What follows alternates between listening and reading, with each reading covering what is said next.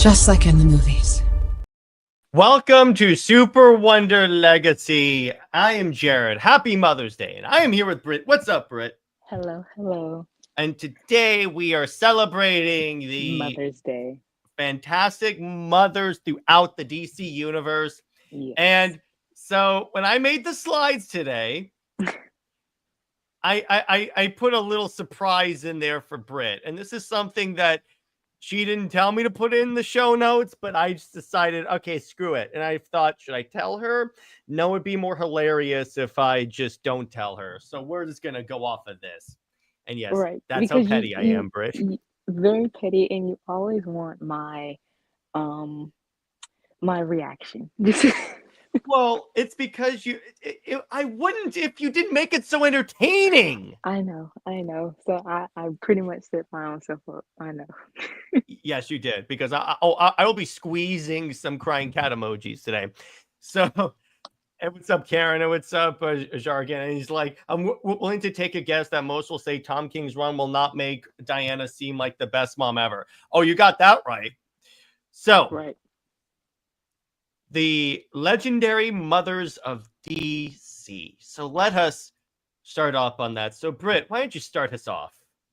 Okay. So here's my thing about DC is that they don't really emphasize much on motherhood or the mothers. If anything, the mothers will be plot devices. They don't exist, and which is they're already deceased, and they mostly like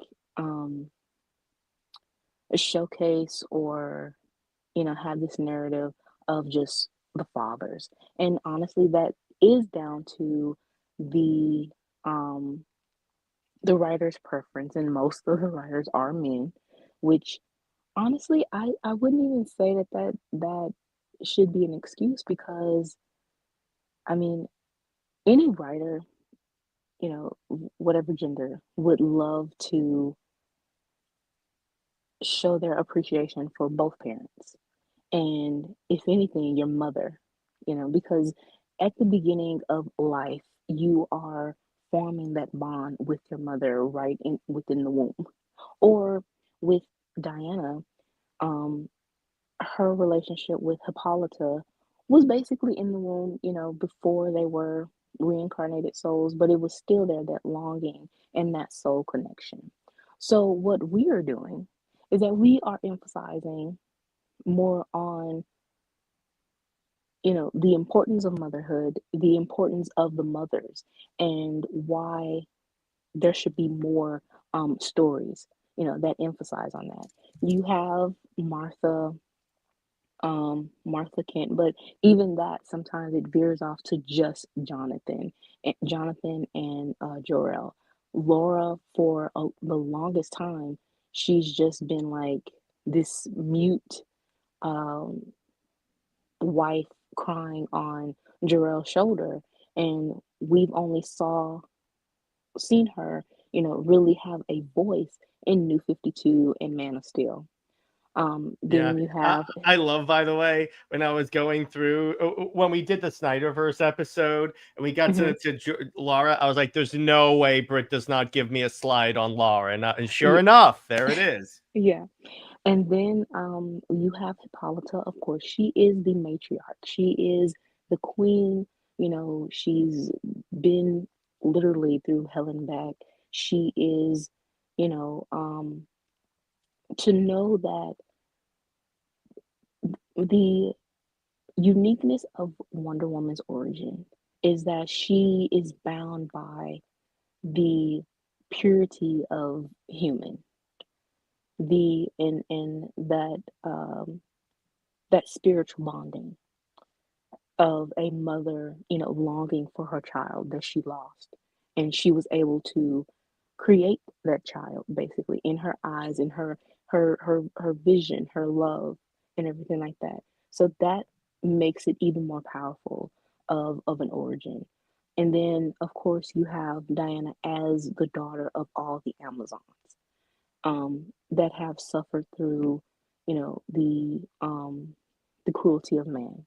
You have Julia, who was basically like a adoptive mother for Diana, from Perez Run in Man's World, taught her English, and for me, I would say that Diana becoming an educator is inspired by Julia.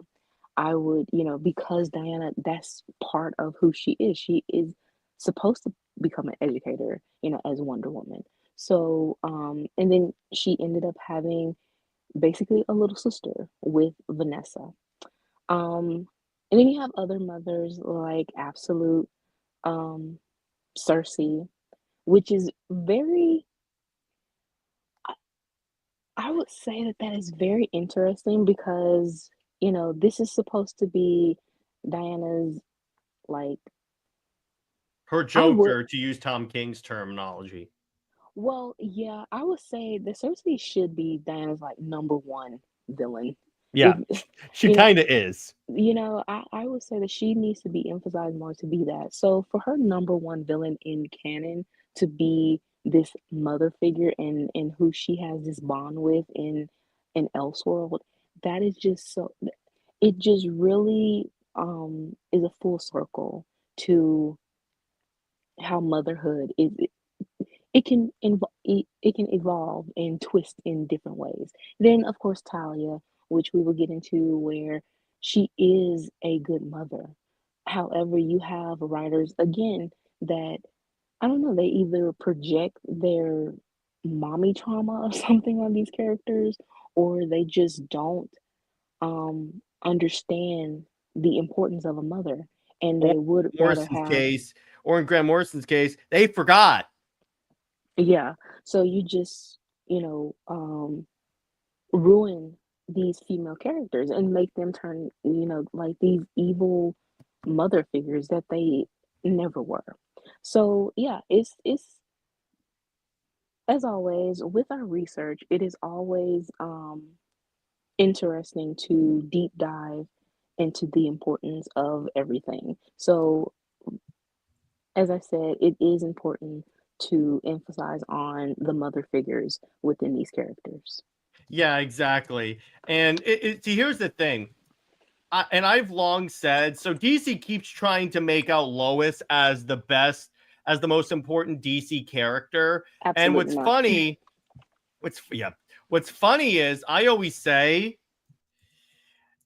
it's really Jonathan and Martha Kent, because here's the thing. It's if you want to say this, because Britt, would you agree that all the other Justice Leaguers take their cues from Superman? I agree. Yeah. So, and he gets his values and his way of thinking from his parents. Exactly. So they should be the most important people in the DC universe, not Lois, because they know. But anyway, it's not an anti Lois thing. But the point is, it's like even in the Charles Sewell book, which I love, it's our obligatory reference. How Batman said, "There's a reason why I've always felt comfortable working with you is because you always see yourself as human because you were raised human. You will always see mankind as your like home team." Exactly. Yeah, and it's one of those interesting things, and the thing about it, particularly like again, new 52 Lara, and we'll talk about that in a second. She was a total bad ass. Even in the Snyderverse, she was a badass, and I'm like, yeah, why isn't Lara held up more as a feminist icon? Because they don't know how to write these female characters. Oh, I ain't mean, that the truth? Absolute for Superman's origin there and how Laura was emphasized there. I would say honestly, Absolute is mirroring a lot of the new 52 elements. So having Laura emphasized there, that, just goes back to New 52.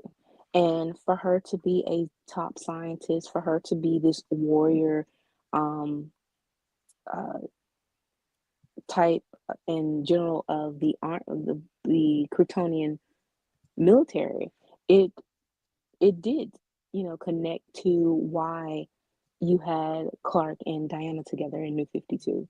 because Yeah, no, exactly. Diana, of course, she wasn't a warrior woman or this um military is woman, whatever. But she did become the god of war to understand war and kind of like dismantle it in a sense. And I would say, as far as the scientist part, with New 52 Superman, we did see that he was smarter than, like post crisis. They kind of downed his intelligence there. So we were able to see Diana push him, to be um, who she saw as trying to open him up to embrace more of his culture and everything like that. And that's pretty much what we see a little bit of how Laura is with Jor-El. So that Yeah. connection there is much better than just saying that, oh, the reason why Clark is with Lois is because she has the same exact smile as Laura. That's a little weird. Yeah, I'm like, that's a little Oedipus complex, Yeah. Kal-El. I'm just saying. But speaking of moms, so again, we start with Lara and Martha. And again, it's because when you think about it, and what's kind of cool, if you notice in Man of Steel, Martha was also in and of herself a badass. Like when Zod shows up and goes, "Where's the codex?" Says she says, "Go to hell," and I'm like, Yes. oh, okay, there you go. And if you notice in Batman versus Superman, he keeps calling her and coming to her for advice on like life and stuff. So imagine that the most powerful man on earth. And when he's feeling lost, he goes to his mother. Yeah. I would rather have that than him uh crying to Lois all the time. Mm-hmm. Like that the difference is with a mother, you have this she's known life, and she is there to protect her children. So that is totally different from just a love interest that you are trying to make relevant and pretty much make Clark like weak-willed and that he needs to be handheld in order to be the man that he should be. A But mother, Randy chose violence. He goes, "Are you guys going to include Lois on this Mother's Day?" Just kidding. No, we're not. no, no, I You're like mean, the second person to ask me that, Randy. honestly, honestly, she has not been shown as like Except for like Tomasi, but when she was shown as a no, not mother, even we'll leave it on that, Britt. When she was shown as like a mom, it was kind of cringy, like when she pilots the Hellbat suit, and I'm like, yeah, no. it was basically Lois being a glorified housewife, and Hmm. but her connection with John was non-existent. It was more so of an extension of Clark and John. It you really didn't have That's that emphasis. what it was. And if you notice, when people talk about it, they were like, "Oh, we like seeing Superman as a father, not Lois." By the way, Cameron brings up a good point. When those issues of Absolute Superman came out that highlighted Laura, people complained that Laura cucked Jor, and I'm like, "Do you not read comics?" And guess what, Cameron? What's the answer to that question, Britt?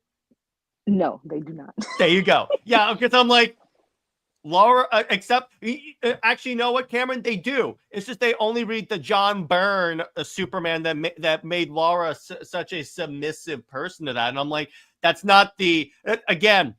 This is why of the propaganda tweet that I don't believe is New 52 because it doesn't get enough credit for honestly for lack of a better term, how progressive it was. Because look, it surrounded Clark with badass women from his mother's to his girlfriend. Exactly. And you have this sense of strong independence. Yeah. The fact that once rebirth or reborn um Hmm. hit, Laura was mute again. She did not have any type of emotional type story arc. She was just literally on Jor-El's shoulder and it was all about Jor-El. You barely heard anything about her. So yeah, that when fans talk about New 52 or talk about Clark and Diana's relationship, it's kind of like, okay, go examine, what you supposedly like and see the differences. Clark and Diana's relationship is flawed, and we've talked about that, but it's not as bad as some of the things that these fans hold, to high regard. It's much more problematic. And the fact that, yeah, when Clark was in a relationship with Diana, you have emphasis on his biological mother. And Hmm. you also have emphasis on the of basically having his identity equal. It wasn't choosing one over the other. It wasn't one is true more true than the other. It was him trying to find a balance. So Exactly. that is how that should be. If you are going to praise Jonathan and Jarrell, you need to have Martha and Laura as showing them praise as well. Yeah, exactly. Speaking of showing praise, so then we get like new 52 Lara was like, I love this, where she's like, that scratch is crazy. They're rarely saying bitch, but Right. Jorah's like, that scratch is my wife, as she like kicks literal ass, and they go, stop her, you numbskull, you dumb cells or numbskulls. She's just one woman, as she proceeds to like practically murder everyone. Exactly. That was definitely this scene and was definitely Diana with Zod and Yeah, uh exactly. yeah. I would have loved if Zod goes, "Oh, you remind me of Lara." Well, he did I think I sent that to you when Jarrell was speaking to Cal about he said that where the fierce woman Hmm. and was saying that just basically just like your father, likes them strong. So Hmm. yeah, it like I said, the parallel and everything was there. I just wish that it was emphasized more. Um, Oh, if we were writing it, oh, definitely hint, hint. yeah, I know. I mean, if Cal can go back in time, um, to visit his parents and they don't recognize him, that would be like a very They did that. unique. I'm saying to have Diana tag along basically. Oh, yeah, yeah. That would be great. It's like they meet Diana. It's like maybe eventually they find out who Clark is, and then they go, "Well, it's nice to know." Clark takes after his father when selecting a wife. You're right. Yeah. That would be hilarious. But it's like I just love this gave her agency, and then when people say, then when DC like takes that away, because here's the thing. I was listening to a comic book podcast today while I was prepping the notes, and one of the things that like they said, I noticed that a lot of the people that prefer post crisis Superman have legit said that they don't care about Krypton or anything like that. All they care about is Krypton is that it blew up, and I go, yeah, that makes sense, but you can't like ignore that, and I'm like, that's one of the reasons why it's like these are the people that like think that like Superman only was like created, or like act like Superman was created in the 80s. That or they act like he just have, you know, been on a farm his whole life and actually the biological child of Jonathan and Martha, and he just so happened to somehow got powers, I don't know, by radioactive milk or something. Um, Radioactive milk, oh god. you know, So the reason why I'm laughing at that, do you know what's so Marvel wanted to do a Dark Knight Returns version, so they wrote this book called Spider-Man Ruin, where Peter gave MJ cancer through his sperm.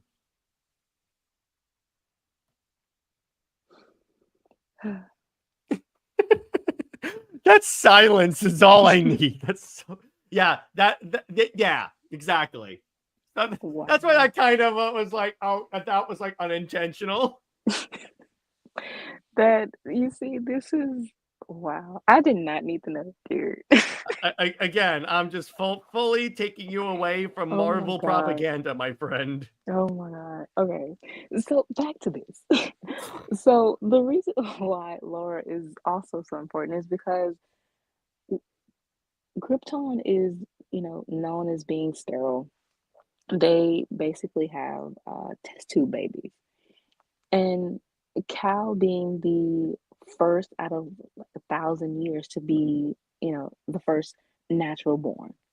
And that is something that is so special and and truly shows how unique, his just everything is, and why being Kryptonian, why his entire culture is important, regardless of the bad part. And honestly, yeah, with acknowledging the bad of Krypton and why it led to that fate of destruction, it That's shows important. how why Cal is even important to Krypton's legacy, regardless, because he is the natural The first pureness. natural birth in centuries.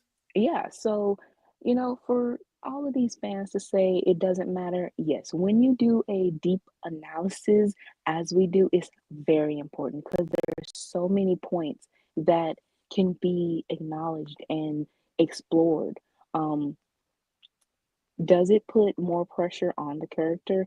Yes, it does, and that's what we want. We want the character to feel that pressure. We want him to feel those emotional conflicts that and in a sense, let the character get to know himself or herself, um, as the reader does as well. And what makes this character important? Why should we be invested? So those little tidbits for them to say that Krypton doesn't matter, no, it definitely matters. Remember, Those these are the details same matter. people that throw a fit because Diana calls him Cal. And the thing is that That's why when a friend of mine said that, I said, yes, and that's a problem. And she goes, well, she's ignoring his like human heritage. No, she's not.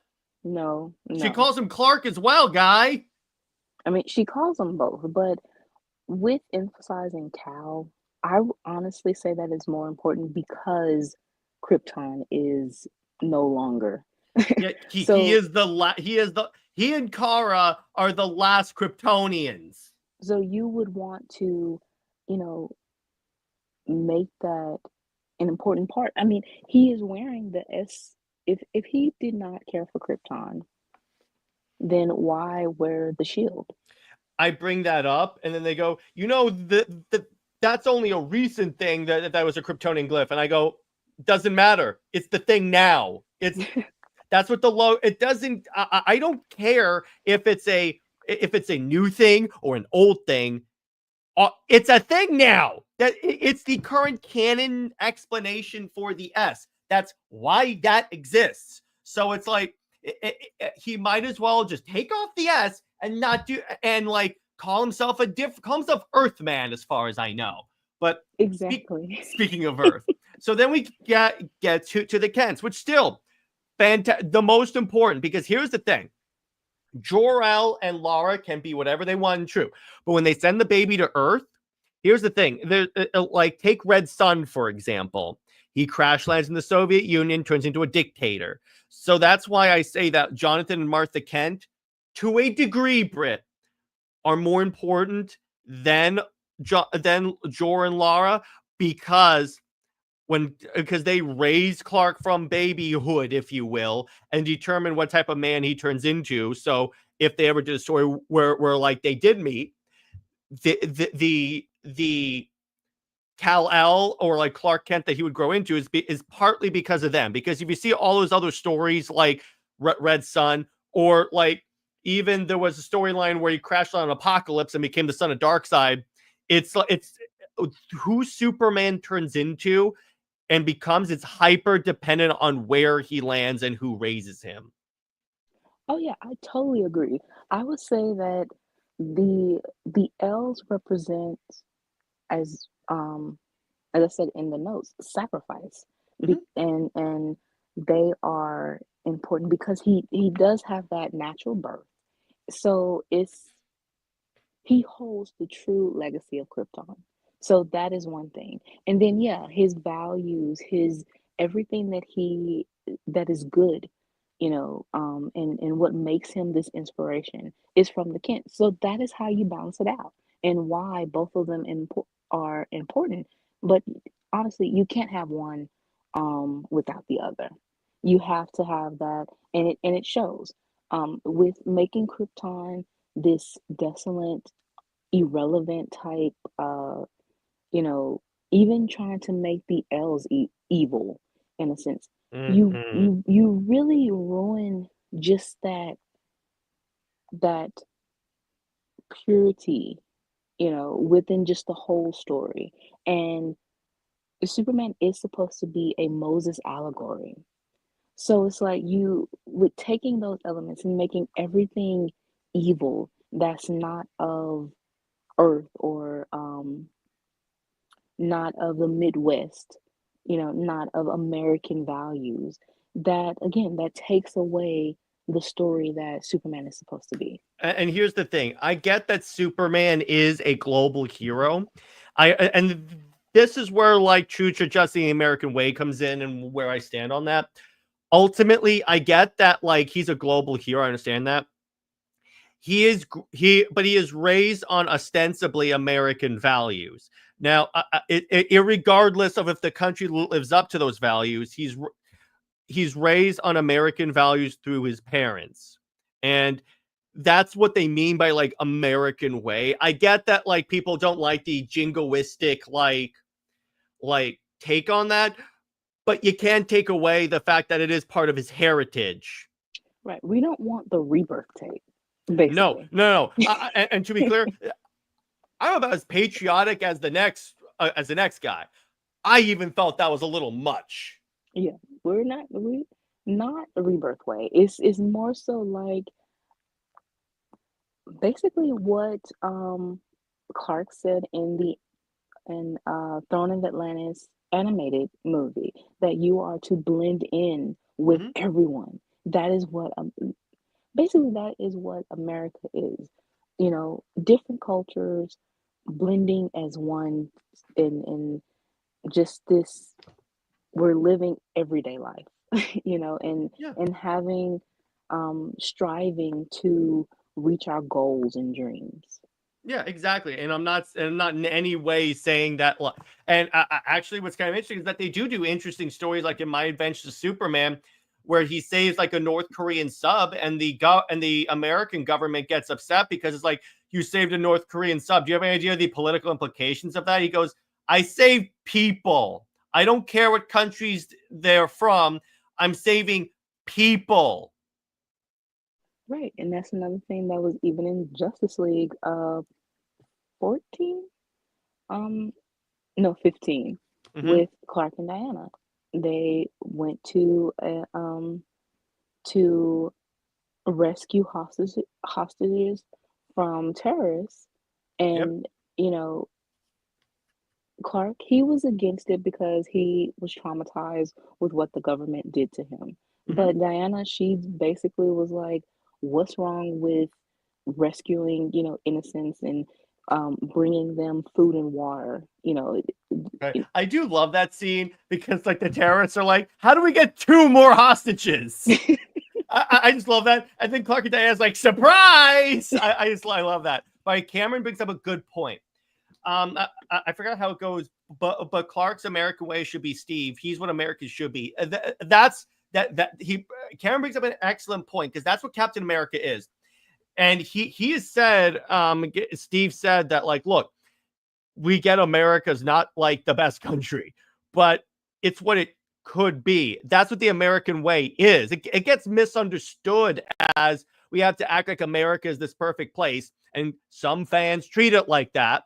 But No, it's supposed to be he's supposed to, like Superman is supposed to like represent what humanity could be. He's also supposed to represent in some ways what America could be. Because he's supposed to, when he say American way, he means the values themselves, not the way the country necessarily has executed them, if you will, but it's like the values themselves. Exactly. And But that's what I think gets a little lost in translation. it does, and especially with these writers constantly just diluting narratives because they don't have being, as the deal said, very lazy. So they will, just do the most surface level type research and also writing. Yeah, exactly. So then we get to, yeah, and then again, it's all about balance. And Britt and I have said this, even though we like the Krypton part, you can't ignore the human part either. And the problem is, you do have writers that overemphasize one side or the other. Like even pre-crisis Clark was a little bit too much on the Kryptonian side. Post-crisis Clark was way too much on the human side. And Britt, I know you'll agree with me on this. I think that if I could summarize New 52 Superman in one word, it's balance. Because I think he achieved that perfect balance of like showing reverence for where he came from, for one's like heritage, if you will, cultural heritage, but also embracing one's new home. In other words, the immigrant experience. Exactly. But no, because he was with Diana, a lot of the fans just couldn't see past that. They couldn't see the story being told. And even still, with his relationship with Diana, that still emphasizes on his immigrant experience because you have someone who Clark didn't choose, to leave Krypton. So again, that puts more weight on his story. But Diana chose to. She chose to leave her home as an adult or young adult. And that is a different experience. So she is able to help Clark as an adult immigrant to see, even if you didn't choose it, you still have to embrace your own culture. Don't forget it. And then with Clark with helping Diana is that this world is kind of it's not easy, accepting um others at Mhm. at some points. Yeah, exactly. So and you have to be the way that Diana is so ambitious, I would say that Cal helps her like he helps her level it out a little bit, you Yeah, know. exactly. And but without the whole mansplaining thing, kind of like how they had Steve do in the first movie Oh, when Steve's Diana superpower is mansplaining. yeah, when Diana she wants to go out and go fight and stuff, he's just telling her no this and no that, or Diana like wagging his finger and as she said in Justice League issue 3, she's like you sound like my mother. He was like that father figure telling the child no, and but with Cal he's understanding Diana's perspective and he's just giving her a different one and he's trying to give her even just that privacy to say you don't have to be this way just all the time. You can turn it off. You can just calm down a little bit, but I still support you. That is Yeah, something exactly. that He's not invalidating like her perspective. He's just saying, no, here's also another way to look at it. And by the way, right. remember, the Superman writer that emphasized the Earth part that everyone holds up. Remember, he was the one that called immigrants ungrateful. Yeah. So I'm like, are you sure? And he had Superman make out with a 14-year-old girl. Had to bring that up. But it's like, are you sure that that guy is the one that you should hold up as a reference? If I had my way at DC, I would never reprint anything from his again. But anyway, so then we get to arguably one of the most interesting, like, mother relationships and that's with Hippolyta and honestly Julia with that, because it's like the thing that I like about Hippolyta is that because of her past experiences and stuff, it's like arguably, actually, yeah, you can make the argument that Diana, for lack of a better term, does her fair share of raising her in the same way that like Hippolyta raised Diana, because Diana, as the champion of the Amazons, teaches people that, hey, the real world isn't as scary. Men aren't all a-holes. Right. No matter how much the fan base wants to argue that. Right. Diana basically opens Hippolyta to, as you said, everything that Hippolyta went through, it traumatized her, it scarred her. Rightly so. So, she is going to be very much closed off. But Diana's purpose is to see, try to see the good in everyone, no matter the gender. And it to show, okay, maybe the world has changed even just a little bit. If you can find one person or a group of people, it has to be some sort of change other than what it was centuries ago. And if Diana is to be this feminist icon, and that's the thing that some fans kind of misconstrued of what you know what being a feminist is. By definition, feminism is the equality of the sexes. That is what you are fighting for. You want respect, you want equality, you want for everyone to have a voice. Mm-hmm. So, what Diana is fighting for, she is fighting for women's rights. She's fighting for also children, but she isn't saying, well, I'm just going to fight for just female uh, children. She's not going to say She's that. fighting for She's going all to of them. And for plus, again, all it's like women. remember, and the Wonder Woman movie did a great job of this. Where like it's like she says, we are the bridge between the bridge to a greater understanding of the relationship between men and women. That's kind Exactly. of the purpose of that. But Angela brings up a good point. You could also bring up Philippus, her second mom on the island. Yeah, there's so That's many. right.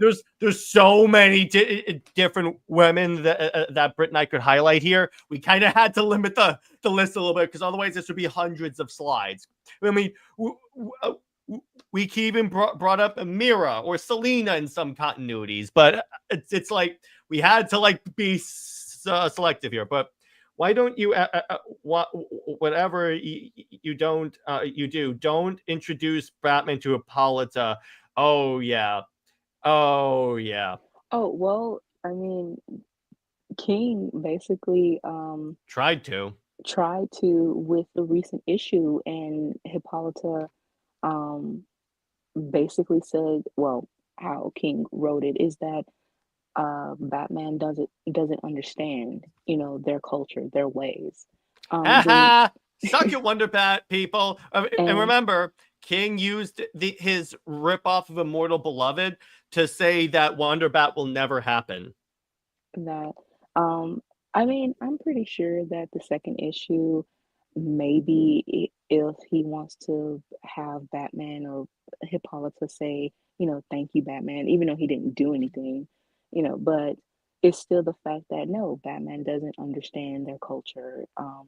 And he, even Rucka, for him to say that Batman is the kind of guy Hippolyta warns Diana about, that Yep. she and also But the Brit, kind she of has guy, to be with the bad bad boy. boy, right, and the guy that Hippolyta wouldn't like at all.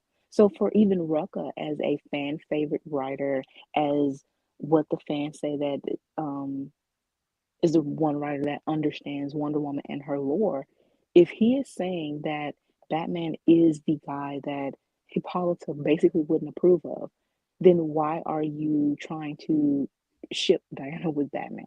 Well, yeah, That and by the way, NJ brings up a good point. King is a Batcat shipper because I'm like that. That's what I told people when some people were trying to make this out like he's going to do a Wonder Bat thing, and I'm like, he literally went on my friend's podcast and talked about how Batman and Catwoman are meant for each other. Why would yeah, you think that?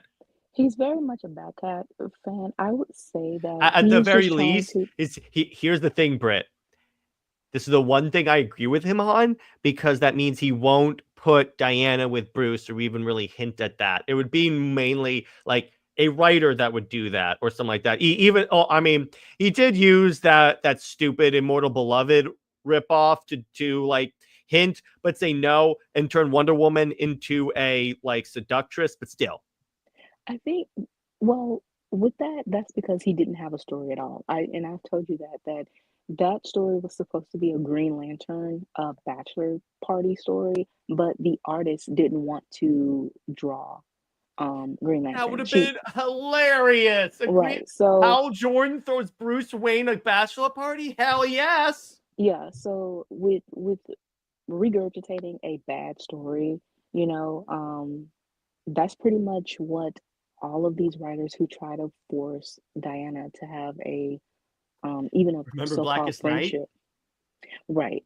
It is very much a forced thing because they don't have anything else to build upon with a so-called friendship or relationship with them. So it is either plagiarizing a story that's from, Clark and Diana, or it is um I would say that the way King writes it, and especially how he wrote it in the recent issue, with saying that Bruce started to pray when he met Diana, it was a little bit overboard of make it, trying to justify a friendship with them, and it just didn't go off well. So anything, As did most of the stuff in that run. right? So yeah, anything with Batman and Diana, it really does not fit, and we've seen that even with the Justice League animated show for Kevin Conroy to say that Diana is a one-dimensional character. Harley, Yeah, Harley's. He basically said Harley's a better character. Which, yeah, and oh, real quick, all the respect in the world to Kevin Conroy. He was a definitive Batman. He's right, wrong on this. right, and that clearly showed in the show that they thought Mhm. that, oh, just have her as like this cheerleader or trying to be desperate for a date with Batman, and that will make her interesting. Yeah, So exactly. And I'm like, so Bat Simp Diana is interesting. By the way, so then we get to okay, so we're gonna talk about Hippolyta here because here's the thing. Whenever people say that like Diana should date an Amazon, I'm gonna show them this panel right here where she calls her our daughter. Because I'm sorry, Rucka, when I see that, and by the way, Io was alive at that point, I'm fairly certain. So I'm like, you realize what that looks like, right? I'm just saying, it's the idea that I get what you're trying to do. It's just this is the wrong way to do it.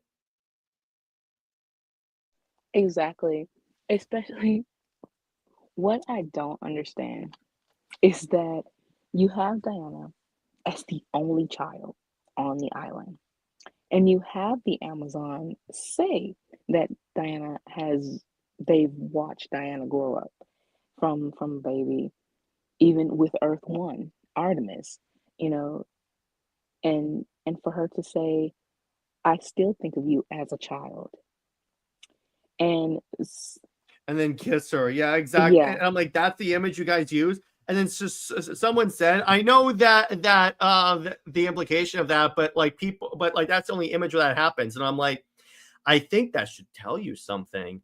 Then don't use the image because you're literally promoting that stuff. So I'm like, why are you using Wonder Woman to promote that? But anyway, beyond that, just the idea with like Queen Apolita, and it's again the idea, and they dealt with this also in Historia, where like Hippolyta had always wanted a woman, and wasn't it like the gods like worked through her to like shape Diana out of clay before they also put life into her? um, I think so. I, I remember with reading that. Perez, I know it's just the um I don't really know because I would for me I would say the way that she shapes Diana, I, I would say that the image of maybe the reincarnated soul and what she thought that her child would look like. Hmm. But I have no idea because yeah, she molds the baby and she is blessed by multiple gods, having um, you know, the beauty of Aphrodite, the wisdom of Athena, you know. But I don't know if like that in story detail of well, does the gods, help in a sense shape what supposedly Diana is supposed to look like. I have no I idea. thought That is that a very interesting um inquiry though. I always thought that I read somewhere that maybe they did that, maybe it was Astoria, but the thing is, it's like it's it is very like it's still a great relationship because it's like much like so Hippolyta is kind of like the amalgamation between Lara and Martha because obviously Hippolyta is a badass. I mean, she's a warrior queen, but she also is responsible majorly for the values that Diana adopts. And it's ironic because Diana loves the world so much, and she got that from someone where, if you take the Hercules origin, was brutalized by the world. So she still learns to love the world, and that's why I always find Hippolyta to be a fascinating character. By the way, you know what happens to her in actual Greek mythology? I don't want to know, All but you right, can say it. so you've heard me reference the Amazon Penthesilea, right? Right, right. So she's Apalita's sister in Greek mythology. And this is all like during the Trojan War around that time period. So Hippolyta is kidnapped by a Greek king. I forget which one it is. The point is, it's a Greek king. So Penthesilea goes to like save her. Or there are many different versions of the story. But Penthesilea accidentally kills Hippolyta. And that's why she goes to Troy, because she wants to die to like wash herself of her massive guilt at accidentally killing Apalita. Oh, that's right. That is It was such a kind of interesting. sad story. Flashpoint, the actual Flashpoint comics do this because the Amazon that conspires with Ocean Master to create the war and like kill Apalita is Penthesilea. Honestly, I have no idea why they reduced that story I to know, be. or at least don't show it. Don't put all the blame on Diana. That again, I said this when we had Jid on in that episode. The biggest whiplash I have ever had is when I was reading the Flashpoint Omnibus. Got to the Wonder Woman parts, and I'm like, this is nothing like the movie. What the hell, guys? Honestly, you can say that with basically every DC animated movie. They change things that is kind of like, why did you change this? It could be, and honestly, some of the changes are very unnecessary and very like it ruins the story. And when you read the actual comic, it's like this is so much better, and you honestly hate the animated movie or I animated kind of show. do now. I was rewatching this. I'm like, that's not what the thing does. By the way, when you get to I love the way the 2009 movie did by Hippolyta adding her own blood to the clay. That was unique. And again, it's like that. That's the interesting thing about that movie, Britt. I used to hate that animated movie, but when I rewatched it now, because obviously when I became a big Wonder Woman fan, I was like, oh my god, that's some reason I love this movie. Then when I see that, because I'm like, that's a unique contribution to that doesn't that's the one time where they, like, for lack of a better term, change the origin, but do it in a way that adds to the uniqueness and doesn't take away from it, if that makes sense. Exactly. And I mean, the reason why some people don't like the 2009 movie is mainly because of Steve. Oh yeah, The that's why I didn't like it. But then when I saw it, I'm like, he's not as bad as I remember, or like it could be because I have more of an emotional connection to Wonder Woman now. I'm more focused on her. But it's like the part that got me, I forgot how awesome the music is in that movie. It feels like you're watching a Trojan War movie. I'm like, what the hell?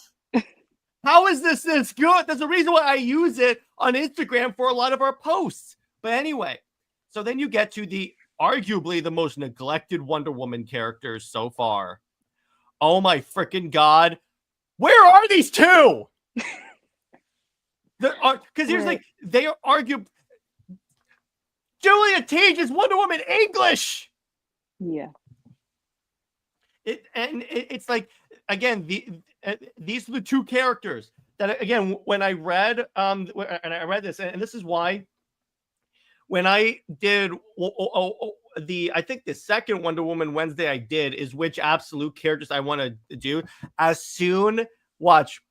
All Kelly Thompson has to do is bring these two people in and watch everyone go, okay, we're all dropping King now. Right. I mean, the fact that you turn Diana's sisterly relationship that she has with Vanessa to some weird unrequited love obsession. And by the way, no version of Silver Swan has ever had that. So when King says he has this big knowledge of comics, or I know comics really well, I just want to say, shut up. You clearly don't. And I'm like, when the minute that Jennifer Holland's James Gunn's wife said that Tom King is an encyclopedia of DC, I'm like, well, that's concerning. I'm like, oh, that's a massive red flag. I mean, he might know the characters, but at the same time, he twists Okay, you know what? I will say he could be a Batman encyclopedia. I'll grant him that.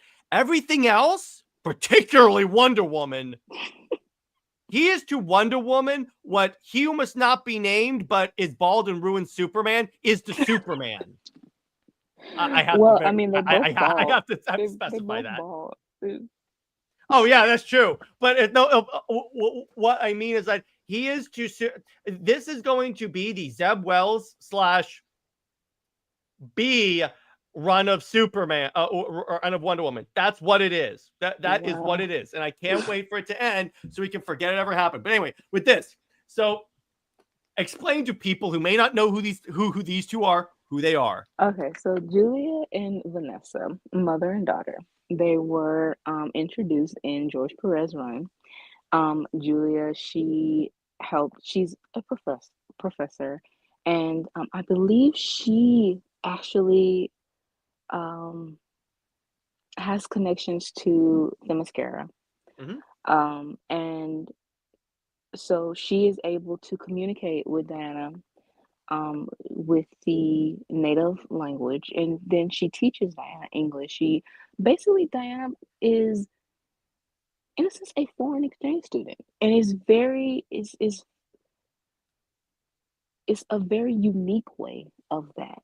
And she has this not only as a student but as a daughter, and Julia is able to connect with Diana with her Grecian, heritage, and just Diana feels like she might be, away from home, but she gains a new home. So, that emphasis on another,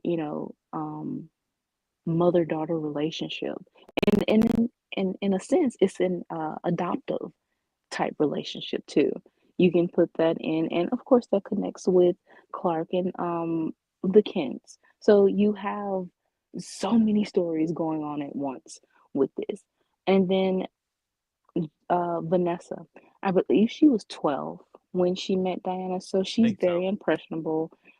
She's she just sees Diana as this big sister, and she is so fascinated by her. She loves being around her. It she's her number one supporter. And for writers that, came after Perez, the way he set things up, it was to have the emotional impact for Diana as a character, basically long lasting effects instead of, oh, I'm just doing this for shock value. He actually built up her supporting cast, her and just Diana herself to really stand strong because pre-crisis it lasted, as long as it did, but Wonder Woman as a character and just the franchise, it really fell apart, and they didn't know what to do with her. I believe I read an article or it was a writer's blog, but they were going to turn her into like just this um they thought it would be interesting to make her like a femme fatale or some type of sexual object, to make her interesting. But Perez came in and basically saved her from that. Hmm. Yeah. And um, uh, with the supporting cast, especially with Julia and Vanessa, you you get this sense of it's not just the same thing. You have Steve, and a lot of the fans want to say that that was the one part that they didn't like from Perez because Diana didn't have a long-term love interest. He didn't, and why a lot of people don't like Steve now. Well, in pre-crisis, Steve was either dead or he was a jerk. So, and I believe in the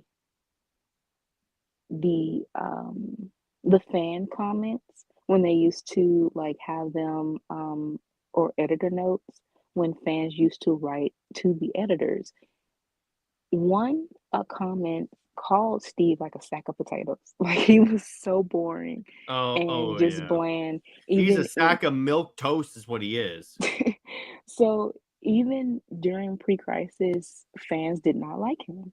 So again, Perez changed the dynamic for him to still have relevance. He is the first man that Diana met, but he is an older man. He has gone through um, some of his own trauma, and but he is very kind, and he is that big brother father figure for Diana.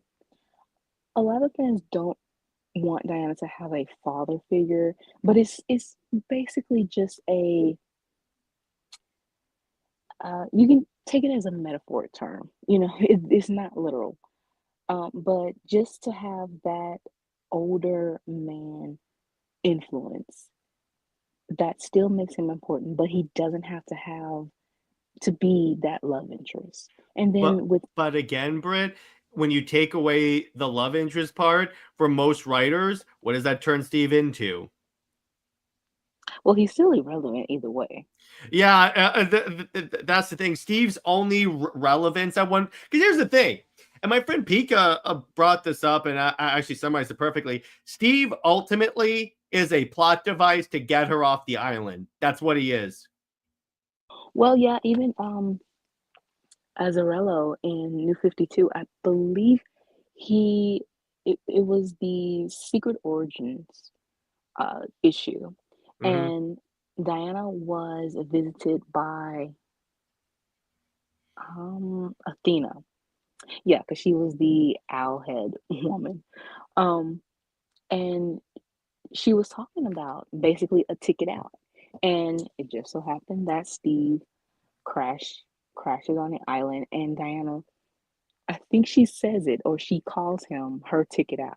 So, either way, yeah, he is just that plot device for her to get off the island. But even with Perez, Diana already became Wonder Woman going through the contest and everything, proving herself as the champion of her people even before Steve crashed. So honestly, in modern day, you really don't even need him to crash on the island, especially if the Amazons have a, connection of communication with the outside world. And whether it is Aries or it is some type of mythical being that they feel the need to um, stop from destroying the world, then yeah, that is how you lead Diana into leaving the island. So yeah, he is really irrelevant now. But the only way they can make him relevant is what Tom King did, which is Kill him. have kill him and make Diana act mopey and like she It'd be can't do hilarious. anything. It'd be hilarious, Britt, if you and I wrote Wonder Woman. Which, by the way, yes, please DC hire us. But we basically never reference him again, so it's almost like Diana forgets Steve was ever a thing. Anyway. Yeah, and even with Mm-hmm. or you in order for her to be like attached to him, you have to basically make have her make a Chucky baby. Yeah, So Chucky. Yeah, exactly. But by the way, so this is very interesting. So Britt, why don't you tell us about the sort of mirrored relationship between these two mother-daughter mother. relationships? Okay, so as I said, you have Hippolyta. She's very overprotective of Diana. She wants her, you know, she's basically like a helicopter mom. She, as Diana being her only child, even if she didn't give birth to her, she still created her. And as I said earlier, it's a spiritual connection and it is showing Diana as like this pure human because she was molded of pure earth.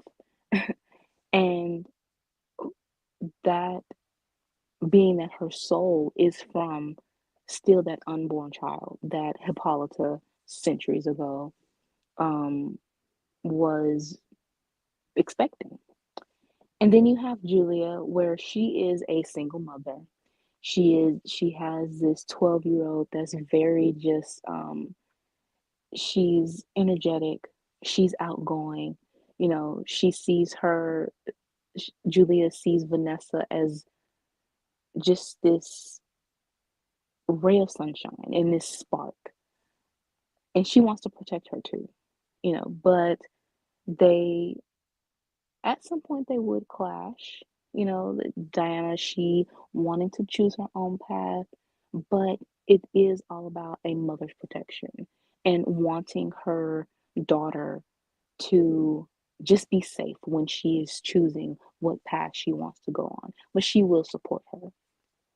Yeah, And exactly. Diana is able to, she learns from both. She learns the to have that um, strong independence and this stubbornness, and also just,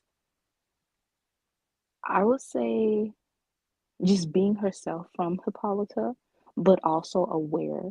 And then with Julia, she did learn of the world. She, when I loved when Perez had Diana very like, she was curious, but at the same time, it was too much for her. Um, there was a scene where she heard like a lot of the traffic and the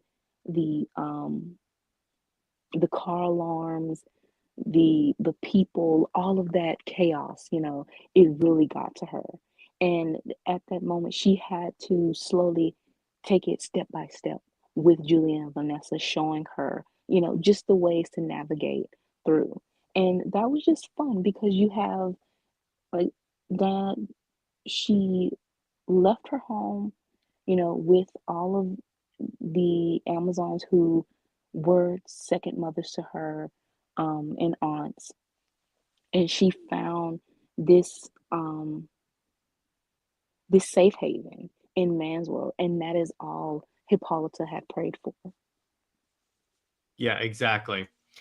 So then we also go into here and we talk about why are mother-daughter relationships so important to Wonder Woman? And Britt, let me rephrase this question. What is Tom King not doing right? Well, obviously, he is making Trinity all about a father, having a father, the importance of a father. Self-insert. Yes, Diana is basically she uses the clay origin, which again, as I explained, it is supposed to be the purity of a mother's desire, a woman's desire, a woman's choice. But number one, he got that wrong because he has Steve tell Diana basically to go make a child somehow. Name her after this random grandmother we don't know, which is kind of funny that if um, King did skim through the Perez run, knowing that Diana was named after Steve's mother, that is why he decided to have Trinity named Elizabeth named after a grandmother this time. Yeah, so he doesn't really have original ideas. He takes past ideas and twists them, again for his own benefit, which is really isn't benefiting anyone. No, it's not. Um, But then, whereas you have like here, it's like it's like if that's the part that's like blows my mind about this is like you're forgetting that like, and Britt, explain to us why is the mother-daughter relationship so important in Wonder Woman? because again, Wonder Woman is when you talk about this feminist icon, again, it is equality of the sexes.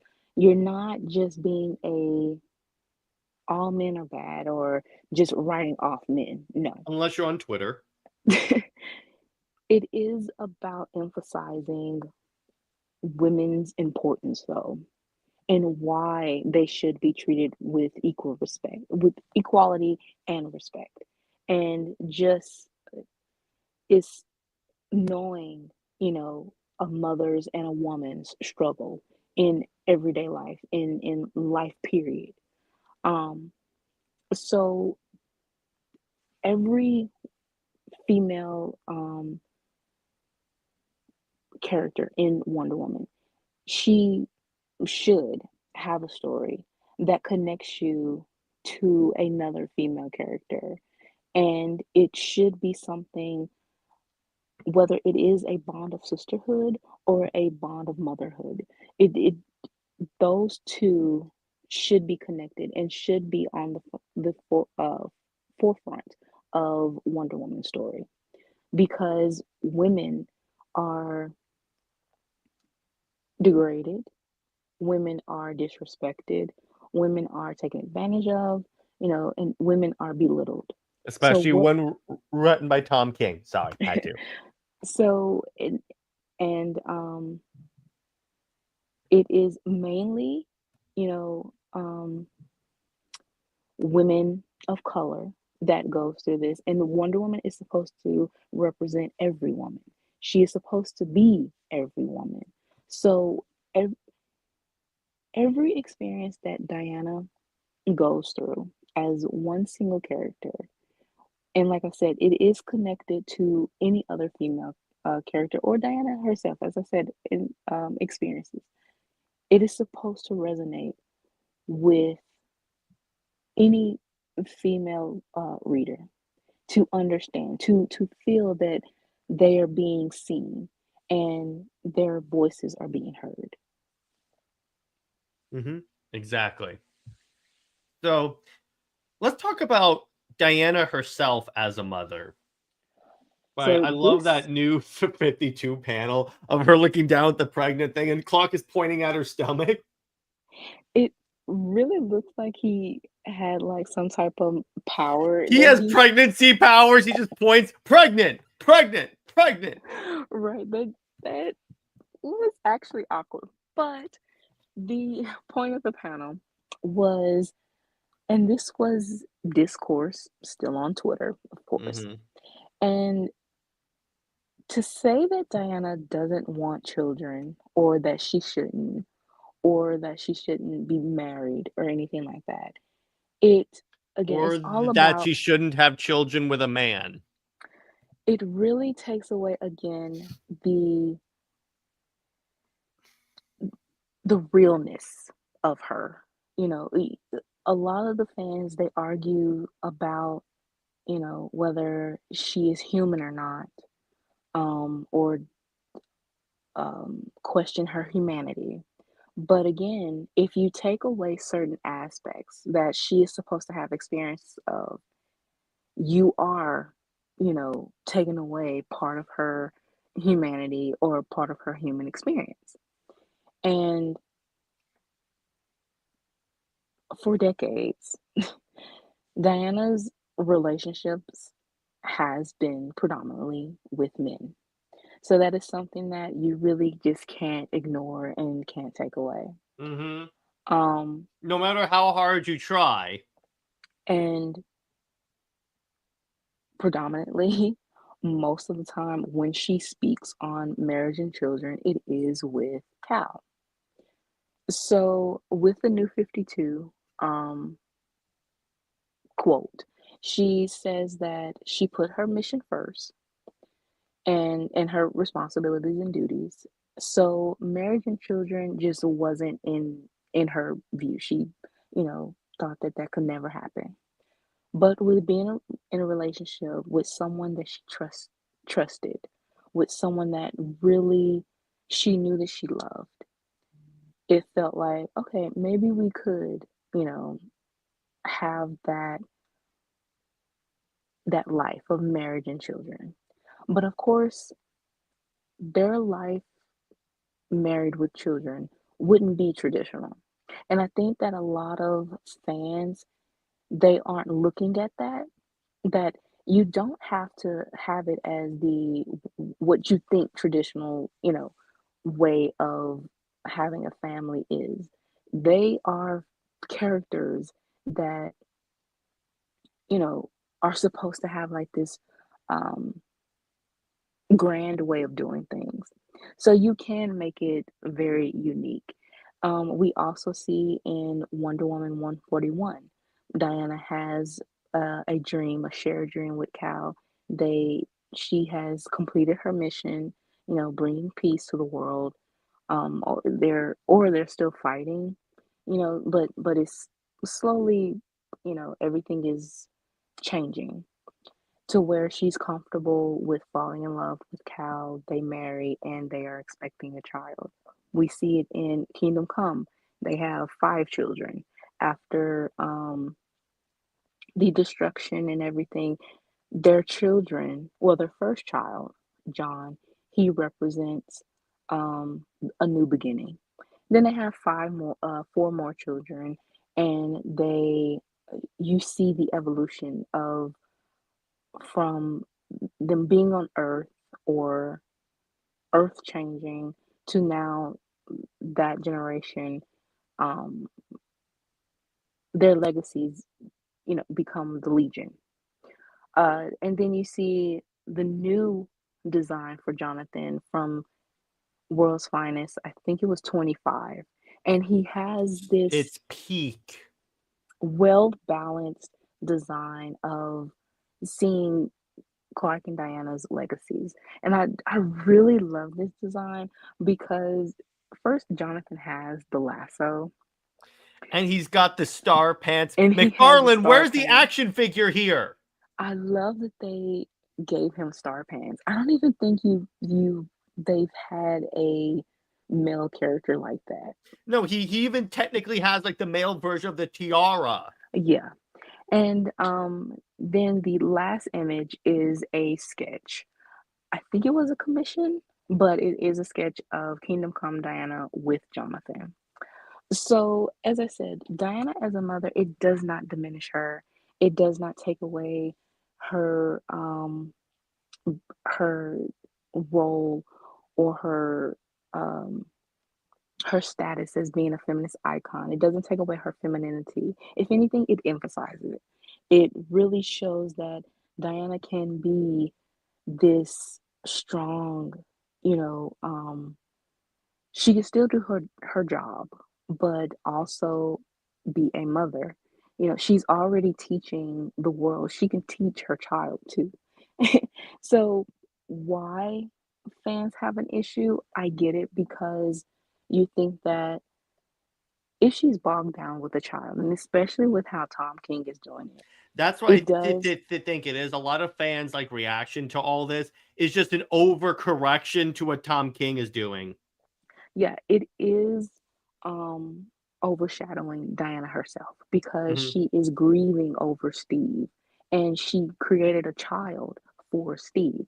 It is all about the male perspective.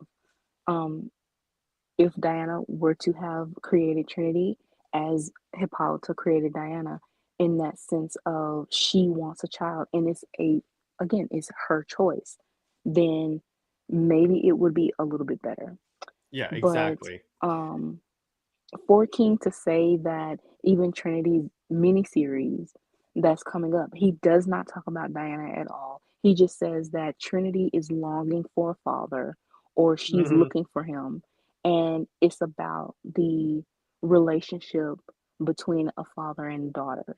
And I'm kind of like, In a Wonder Woman book. yeah.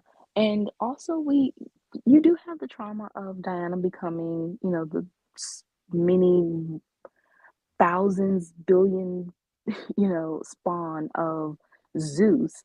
But again, for me, and especially with being or both of us being writers, we know how to take ideas and not make them so offensive.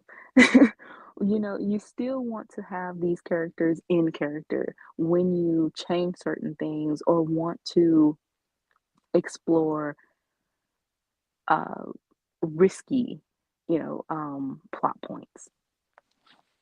Yeah, exactly. So then we move on. Let's discuss. Yeah. So it's not real because it's like there's this weird obsession in the Wonder Woman fandom that Diana can't be a feminist icon if she has a kid. No, like I said, um, it's about choices, and that is what we need to see more of with Diana. Of of the examples that we have here, it is from Diana's perspective. And I think that is what needs to be important. Even Kingdom Come, a lot of fans say, oh, Diana was just a baby maker or she was the wife love interest of Superman no, the story still revolves around her. Now, Mark Waid making his World's Finest crossover more Batman and Superman for some reason, that's on him. But the story itself, the original story, Diana does have a character arc and it's very important. But because people are so anti SuperWonder, they aren't understanding the story. Yeah, Diana does, exactly. she chooses to have a child with Cal. She chooses to be in love with him. She chooses to marry him. For me, I would say that they don't have that traditional um, marriage. They, I, I would say that they honestly are already married spiritually. And I love my spiritual connections. So, um, I think it's JLA versus the Spectre. But there's a scene where Diana says, she takes the lasso and wraps it around Cal. And she says, let your soul intertwine with mine. And together we can overcome anything. So, in a sense, with the lasso, they are connecting their souls. And marriage is all about soul connection. It's about having a life partner. And even modern day, when you are in a monogamous relationship and um, or just in love with that one person, a lot of people don't marry. They just, you know, live their life together, but they're still very much in love. They're still committed to each other, and that's it. That's all. Yeah, So with Clark and Diana, personally, I think that like Diana, at least I think Diana would do it just for Clark's sake, but it's not like something that's like necessarily a priority for her. exactly. You can, eh, again, if we are to explore Diana with motherhood or a marriage, it has to be pretty much in her perspective. And even with King writing a Wonder Woman book, and it's supposed to be in Diana's perspective, we haven't, gotten Diana's perspective of things. The first story, even the lead up to Trinity and everything else, it was Sovereign telling the story. It wasn't Diana's actual thoughts. It honestly felt like how Sovereign was telling a story. It was like he was doing a puppet show. And, Diana was just a moving figure. But it didn't, that's why it kind of felt so contrived.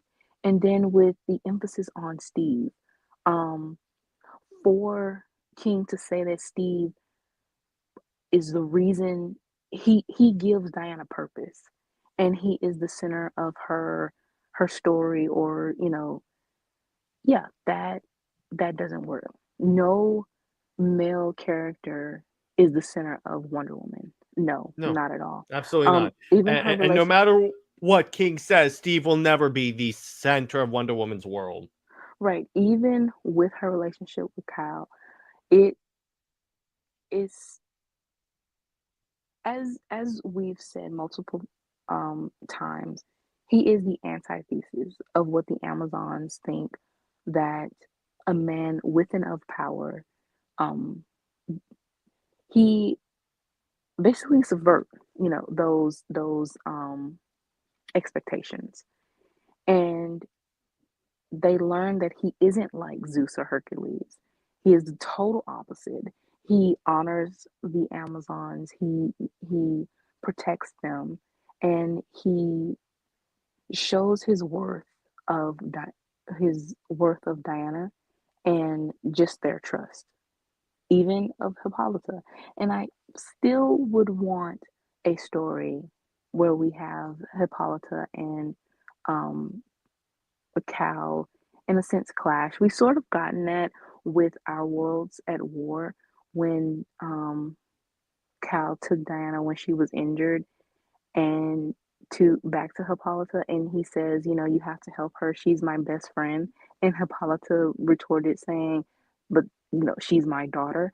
So that little interaction of them, of Cal basically saying Diana's my best friend, but also the woman that I love.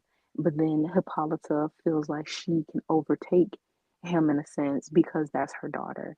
Yeah, But exactly. at the same time, they have that respect for each other because their mutual connection is Diana and their love for her.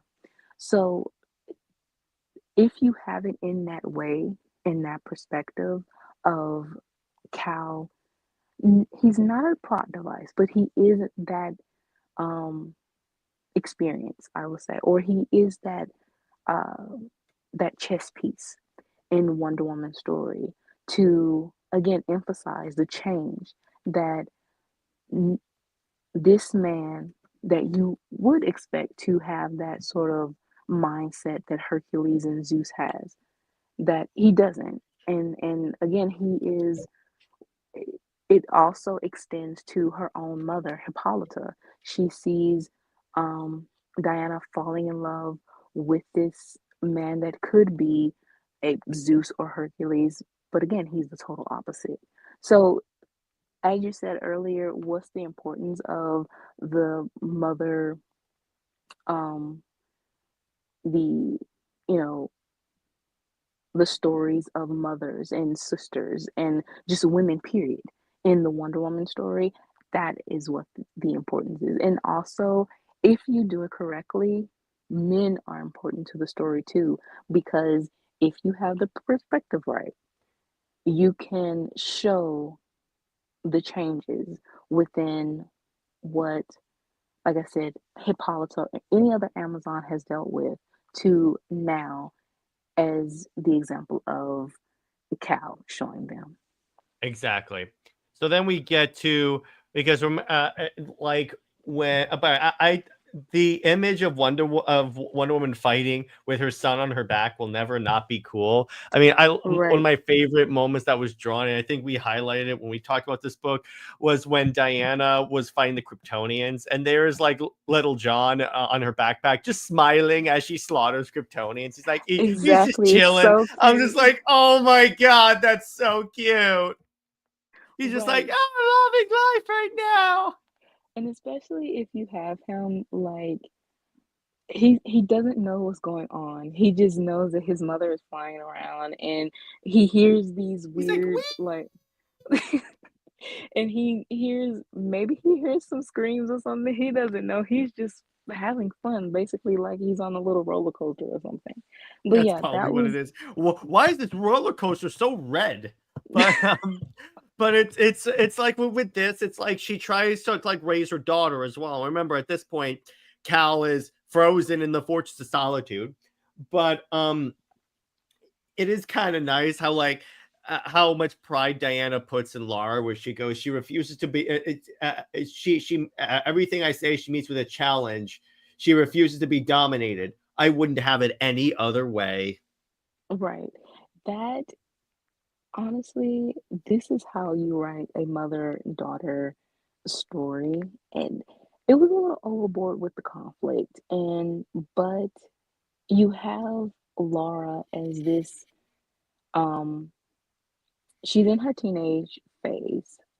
She is resentful of the outside world. She doesn't understand because she was hidden away for a very long time. So, and all she knows is the cruelties of man's world.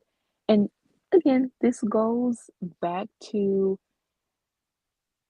if Diana basically, if she took on, the way of the other Amazons and just wrote off man's world, she wouldn't be as curious. I mean, we wouldn't have Wonder Woman. We wouldn't have Diana. Hmm. Yeah, exactly. Because And her being curious is why she left the island. They even did this in Flashpoint.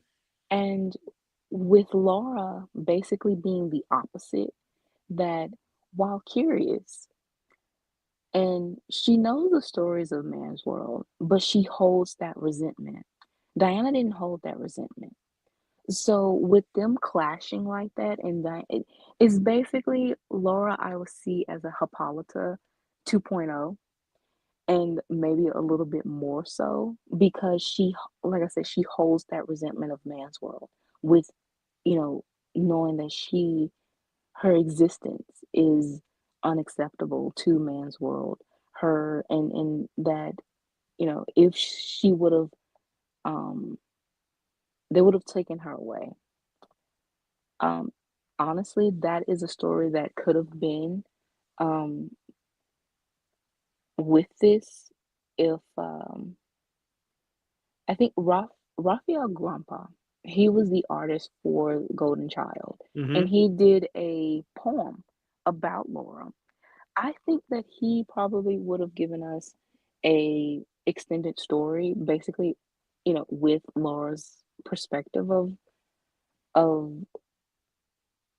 the conflict that she has because she wants to be so angry, but yet she still has a heart, and she still has that heroic heart because of Clark and Diana that she wants to help, but also she's hesitant because she knows that, the world is cruel. So that little bit can be explored, with Diana having a daughter and just that opposite perspective that they would have. Would this daughter be even more, I wouldn't say naive, but just a little bit more open? Will the world be even easier to accept, the daughter of Wonder Woman, or will it be as cruel still and be as Laura, that she holds resentment and has to learn a little bit more um than Diana did. And it kind of like makes Diana feel that of all the work that she's done, the world is still either stagnant or, it has that um it could go backwards. Well, not only that, I would love to see like how the Amazons react if Diana had a son. Well, we get that too. And Well, he- yeah. in in Kingdom Come, well, the Kingdom, and here in Dark Knight Returns 3, where they were very accepted of Jonathan, both Jonathans. Um, I think again, if you have a male writer who obviously does not respect female characters, but also just refuse to understand the Amazons, like King, like I wouldn't even say Hitch, because for some reason, again, with Hunter, I just feel like and with him saying that he had to edit massive massively Well, speaking of that, um here you go. massively Hunter's origin and stuff. Mm-hmm. I honestly feel like he just wanted to put in the conflict, Mm-hmm. uh, because it just really didn't make sense of how Diana, she was essayed by some dark thing. She committed suicide to um save the world, and yet everything that she did was misconstrued as the Amazons didn't want Hunter. And And let's not forget that Hippolyta was turned into basically the villain. yeah, just that whole thing, I really just believe that it is male writers, you know, mostly, that again don't understand the Amazons and think that turning them into man-hating, you know, boy, baby boy murderers, that will be interesting. Sure, again, you're putting the realism in the Amazons, but at some point you're going too far, and that's just something As that Britt and I said last week, there's a certain line between mythological accuracy and consistency with the way the characters are in DC Comics, and you shouldn't cross that line. right. So with the son, again, he basically would be the extension of Cal, of how he continues on with the antithesis of, what the Amazons uh, expect from males. And with the son, the thing is he can be molded with the matriarchal lens, and also with the Amazon. He can actually be taught everything, you know, um, the Amazon legacy. And again, that's why I said don't write everything off, because it might sound like, oh, you're putting a male character at the center of Wonder Woman. No, not when you, again, he is like a chess piece to Wonder Woman's overall story. As long as you have it in that perspective of Diana, then you are good to go. Yeah, It exactly. just takes that writer to understand that this is from Diana's perspective, whether it's first person or third person, it is to be Diana. Um, and not like King. Even with the daughter, he made it out to be just about Steve and his importance. Um, with the son, you also have, yeah, he is uh toggling through. Let's see. You have the Amazon legacy, Kryptonian legacy, and also the Olympians too. Dark Knight didn't have the Olympians, but if she is to have a daughter too, like we have written, um, Interesting. you have, these legacies to uphold. And it's like there's more of how do you balance that? Clark and Diana, they struggle to balance just basically two. You know, well, Diana, I would say three because she's an Olympian, the Olympian legacy, the Amazon legacy, and then her um trying to navigate through man's world. Then you have Cal, he's toggling between the Kryptonian legacy and uh, being from Smallville. So with their children, um, you have the Olympian, Kryptonian, Amazon, and man's world. So it's just a lot going on for those kids, and they just feel that pressure and that expectation to live up to their parents. Yeah, exactly. So then we get to masculine molded by a matriarchal lens. Now, here's the thing. This is an interesting way to phrase this, Britt, because as I said earlier in the stream, and the thing about Superman and Wonder Woman's relationship is it's about balance. And because here's the thing about both of them represent a certain a certain need for balance with their dual identities, and with this it's like it can raise their kid to have the positive masculine traits of Clark but the feminine empathy of Diana. Exactly. Exactly. This, if you are to give her a son, he is, he is a representative of the mascara, and he will, continue on like the teachings of the Amazons, um, to the men of the outside world. Diana, she does all that she can, and there are still some hard-headed people. So if you are to have a male figure, you know, that truly understands, and he is a part of that legacy of the Amazons, that is something that's so powerful that he could go back and say, my mother is Diana of Themyscira. My grandmother is Hippolyta. And the Amazons are my, I don't know, great aunts, or whatever. And this is their story. Yeah. And to really have that vocal, male voice. Again, it's not centering a male into the narrative. It's not that. It's just extending more of the teaching of the Amazons through Diana's son. Um, and again, with him knowing, the ways of the Amazons first, that is the life that he will live to, and he would um help show the equality, and he will,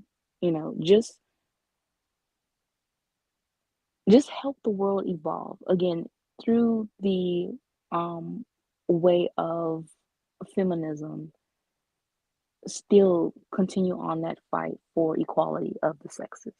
Yeah, as opposed to like with Lois, where it's pretty much like her whole existence is dependent.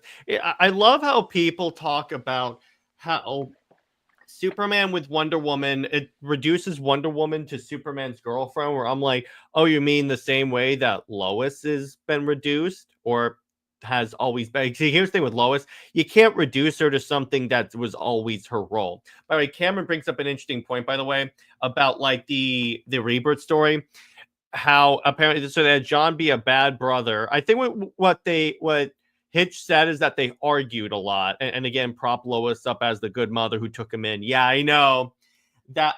Again, it's like when you have to like prop up Lois to emphasize a certain character. I'm like, no, that is why I loathe that character, and I said this today on the DC to Tomorrowverse stream. But it's like even when you get to the narrative potential of that, it's like that's why I say because of the Amazon's history of men, that is why arguably having Diana have a male son, obviously having a male son, but having a son actually is it has the most narrative potential for how that positions her with the Amazons, because you could even have like a certain radical group of Amazons that see her as less of an Amazon because she has a son, and you can essentially use that to homage the Amazons that created Donna in the New 52. Yeah, you're going to have some Amazons that are still very skeptical even of her son. And again, that is creating natural conflict. And it just goes on with the history, with the Olympians and with every male that they've come across. So again, they have to learn that even with a son, no, they aren't going to um send him to Hephaestus or go killing killing him. They don't want to kill him. They wouldn't. We wouldn't write it that way.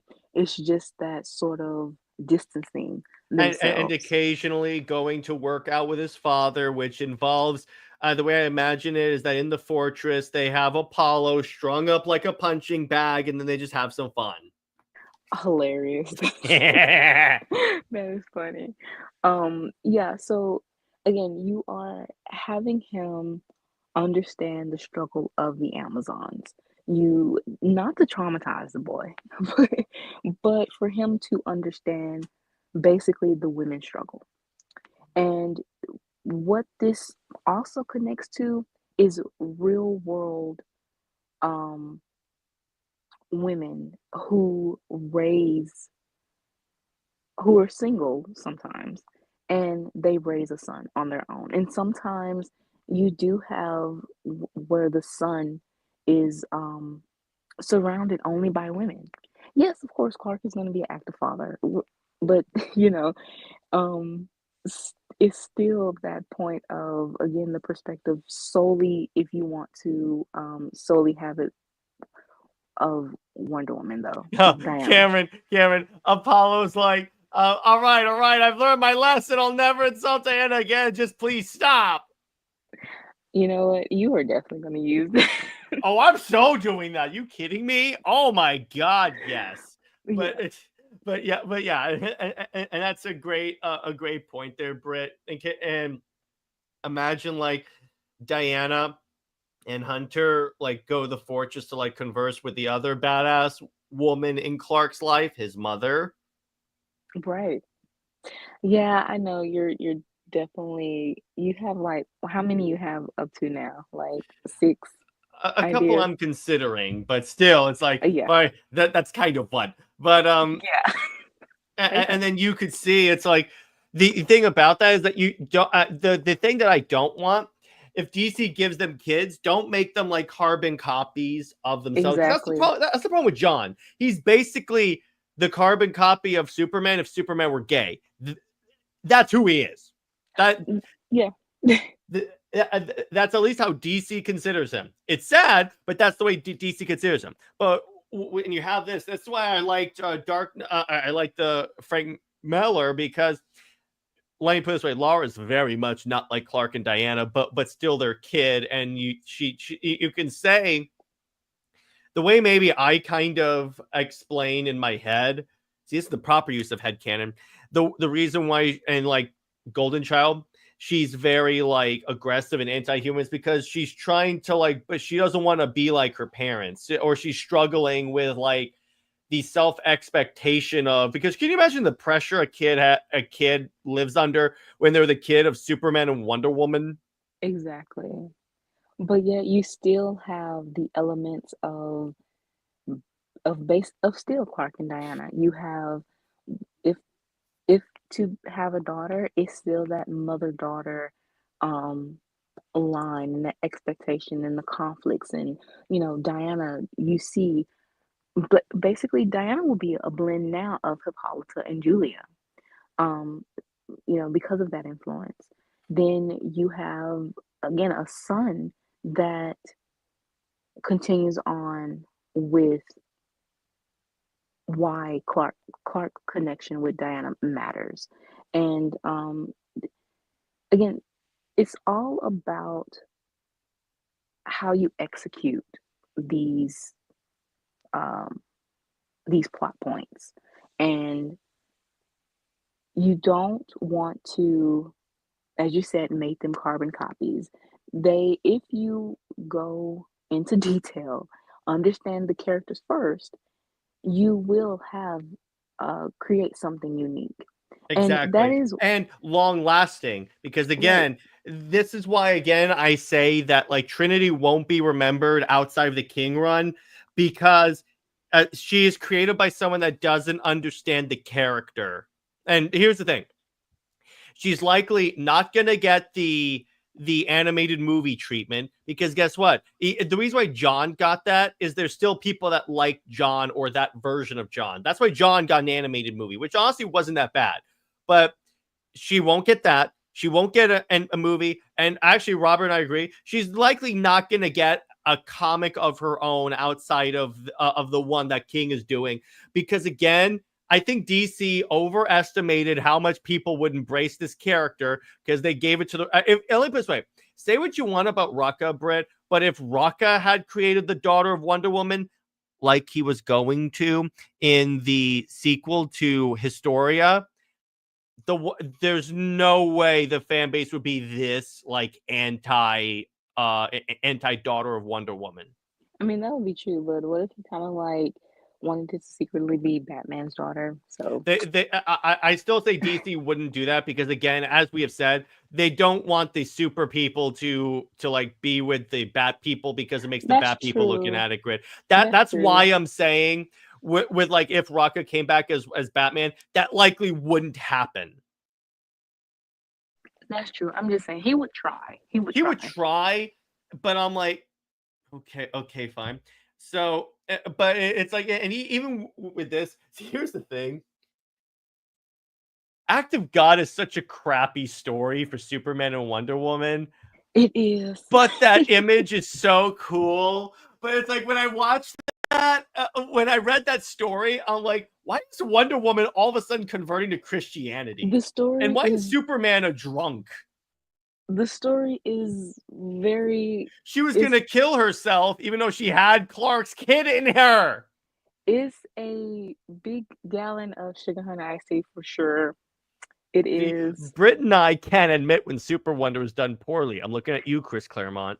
Yes, it is very much so. However, yes, this is why I chose this image because it shows that when you have Clark and Diana's legacies combined, it is something that's uniquely created, that you are creating something new. Even in Kingdom Come, their son, he's not Superman 2.0. He isn't necessarily he isn't Wonder Man. He is Hyperman. He has a total different hero name. He might wear his parents' symbols, but he still has a different um hero name, and he also has a different set of powers.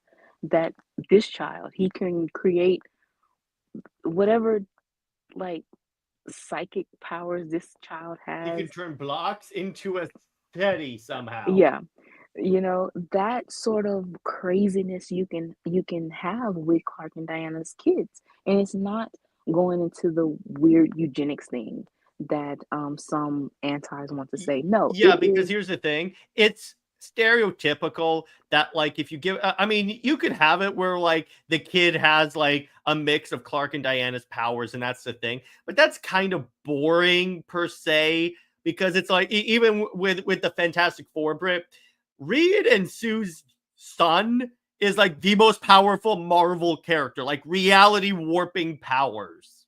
right. And you have Hyperman. He Mhm. was the protector of hyper time, and he can time travel.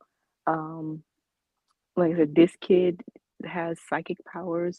Um, Jonathan from DKR, well, Frank Miller called him the baby, a baby Buddha. He had like nuclear vision and some other things. And I Even just though love that image of him just standing in the air with his hands in his pockets. Like they look like they're about to do an album drop. exactly, it This does. It, honestly, this whole image looks like it's from Boondock Saints. I gotta be honest. oh my God! You know what? I think Doesn't it there's an look like edit. that? You know what? I think there's an edit. It is an edit on like TikTok. I am definitely going to find that and use that image to do the edit That's as what an that album looks drop. like. I'm definitely doing that. It definitely looks like they are about to drop the hardest like rap DC rap album ever. Oh my gosh, It's can you imagine if they become like if like Lara becomes like Dua Lipa, oh, Jared, and then Clark goes, "You spend way too much time with Dinah." that is hilarious. Yeah, But yeah, exactly. his little I think in this he is supposed to be like 3 years old too. But he's like the most mature 3-year-old ever. Well, here's the thing. In this universe, when Superman crash landed, he was very hyper aware at that age. So I Exactly. can kind of see where that goes. So So yeah, go ahead. so with having like he's the youngest, you know, to be 3 years old and very aware, very mature. DC doesn't have characters like that. They don't have children characters or legacy children like that. So again, Clark and Diana's children can bring something so unique. When they were having the discourse about the Trinity not having children or whether they should or not, you see Superman fans saying, well, Superman should have biological kids because he wants that traditional um type family or something. And I'm kind of like, the way you're wording this is the very way of eugenics claim SuperWonder is, but you have a biological kid and with John and how, as you said, he is just Clark 2.0. It's just they're emphasized on his sexuality. That's Yeah, not exactly. that isn't enhancing the story. That isn't um showing John as anything unique and having a purpose of his own. Uh and just continue on continuing on Clark's legacy. And even with Lois, I mean, you had this entire arc of her having powers and you showed, I think it was just like one scene where John was like, "Oh, mom has powers," but then that was it. It wasn't anything actually emotional or something explored in depth. It There was no connection with Lois Because it and was the John. laziest BS ever giving her powers. Right. So, with that, it, again, this is why we understand why fans will say, no, we don't want, biological kids. But what we're explaining, it can be something. It can be, something very interesting if you just dig deep into Clark and Diana, whether you have them together or not. But those their individual experiences and also their connections with other characters. As I said, Diana having the mother-daughter relationship with her own daughter, it mirrors her relationship with not only Hippolyta but also Julia.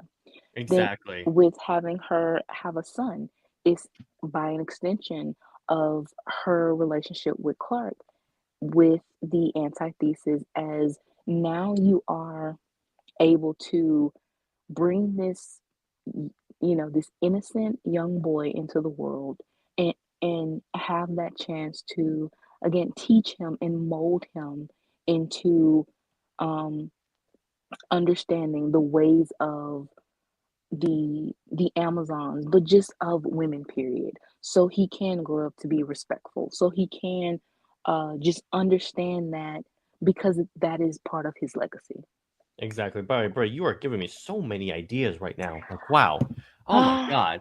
So, by the way, So when we got to the slide, when I was getting the slides together, and I got to the one that's Parenthood as the Legacy of Peace, you didn't give me an image for this one, so I had to improvise. So I think I found the perfect image on the Legacy of Peace. What do you think? Perfect. As soon as I saw that, I was like, yeah, that's the one. Yeah, as I said, you see their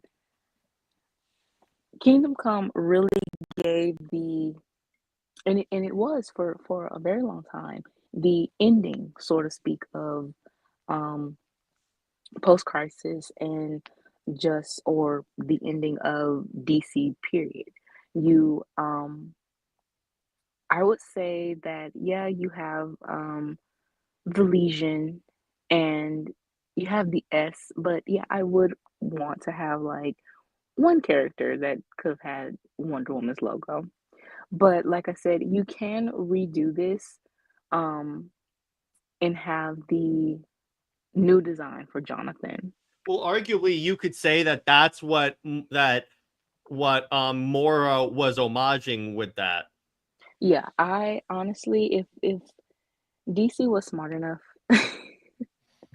to actually use that, do not waste that design.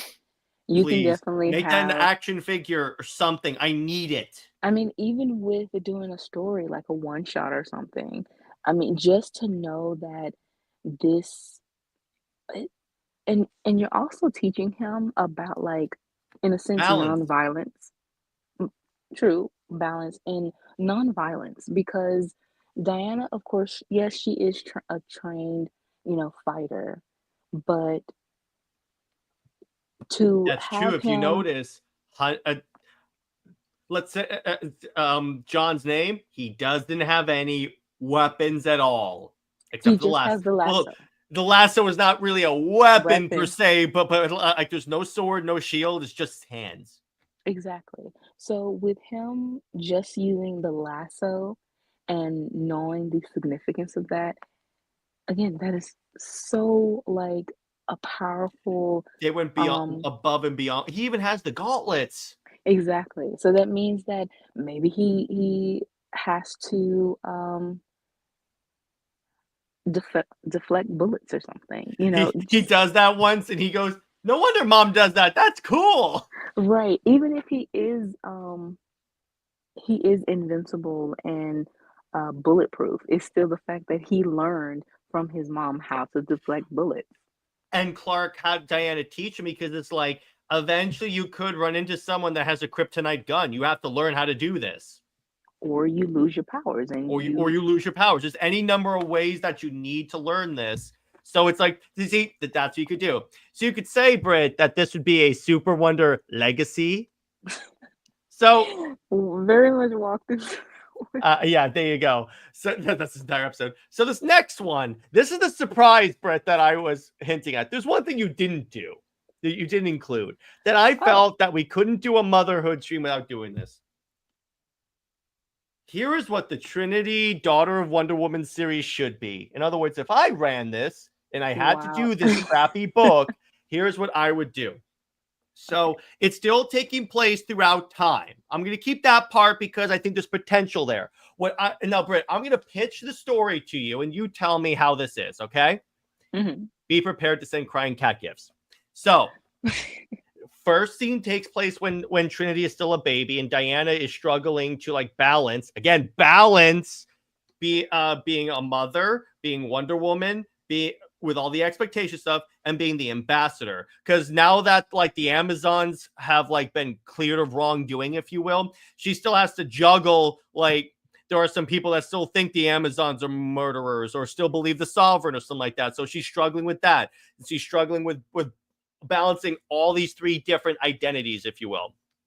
So Right. one day, a Mr. Clark Kent receives an invitation to the embassy. Clark shows up and Diana goes, "Listen, I called you here because," and by the way, in this reality, if I were writing this book, he's not married to Lois. That will be apparent later. So she goes, "Cal, I called you here because I I'm struggling balancing all this, and I called the subject matter expert when it comes to balancing different identities and expectations. So Cal encourages her to take a break from being an ambassador. We bring in Donna. Donna becomes the ambassador to Themyscira, so that Diana can still be Wonder Woman and not shirk her responsibilities, Tom King, and raise her daughter. And then Clark essentially is like her confidant when it comes to like balancing identities because of everything he does. And he goes, well, I kind of learned it from you, because when we first met, I was very much like, I used to think that Superman is what I can do. Clark Kent is who I am. And yes, this is an FU to post-crisis Superman, not the real Superman. But you honestly, in all my years of learning, of knowing you, you taught me to embrace the Kryptonian side of me and still respect the human side, but not run away from honestly who I am. And I will do that for you. And everyone just needs a little help. And then Diane, then I'm getting crying cat emojis. And then Diana essentially says, well, it's is there anything you can't do? And then Clark goes, well, I can't carry the world by myself. I'm not Atlas. And then Diana goes, touche. So the next scene is basically Diana and Clark on a deep space mission with the Justice League, and then Trinity is out on a little girl date with the Wonder Girls. Yes, this is emphasizing the Wonder Girls, and they're walking. Maybe they're going to a mall or something like that. And Trinity sees like an exhibit on Wonder Woman, or maybe like the thing about Wonder Woman, and then she's all starry-eyed because she's all proud, because it's like to see what a positive influence and celebrity Diana is, her mom is. She goes, that's my mom. And then you have Donna tell Trinity, or Leslie, because I wouldn't call her Trinity because that's a crappy name. She tells Lizzie about like how Diana saved her from a fire and raised her and gave her purpose and gave her a family when she didn't have one and stuff. So you kind of homage literally all these different parts of Wonder Woman. And at the very end, the next period is when Trinity is like sparring with Diana, and you get some daughter, some mother-daughter like taunting and ribbing and stuff. And then Trinity goes, well, you can't. Trinity is a little aggressive. She's not going to punch Diana. I'm not Tom King, but she goes, I'm sorry, mother. Just sometimes I run away. I have trouble suppressing my emotions. And then Diana says, oh, remember, Lizzie, Elizabeth. She would call her Elizabeth. A warrior always embraces her emotions. And then Lizzie goes, oh, you mean like your clear crush on Kal-El?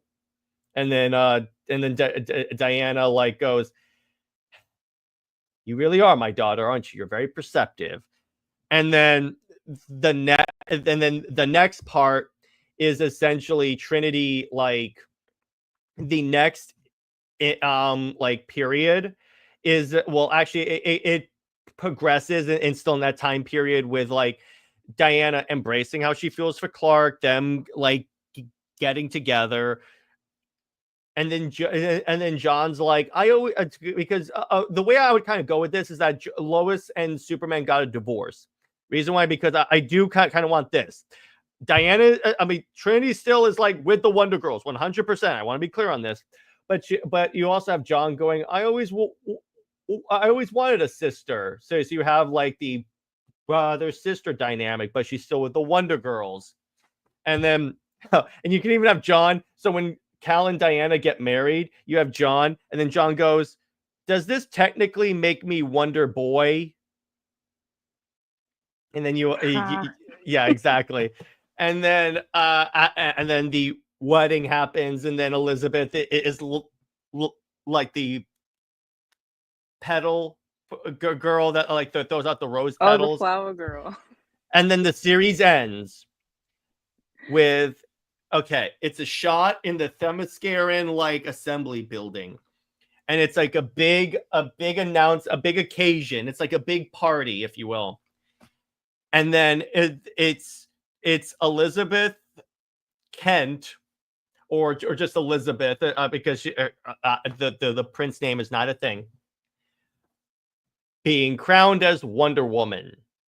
So it culminates, because it's all about balance and legacy, if you will, because this series would be called like would fit legacy in the title somehow, because it's like eventually Elizabeth takes over as Wonder Woman, and in her speech she says, if I have learned one thing from having Diana as my mother, it's that balance is important, and it's also acceptable to look to your close friends and clear crushes to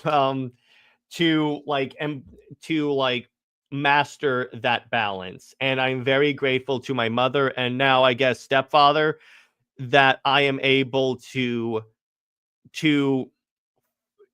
follow the legacy of Wonder Woman, a legacy that I now wear with pride. And then she holds up her gauntlets, and then she also has the House of L logo. But I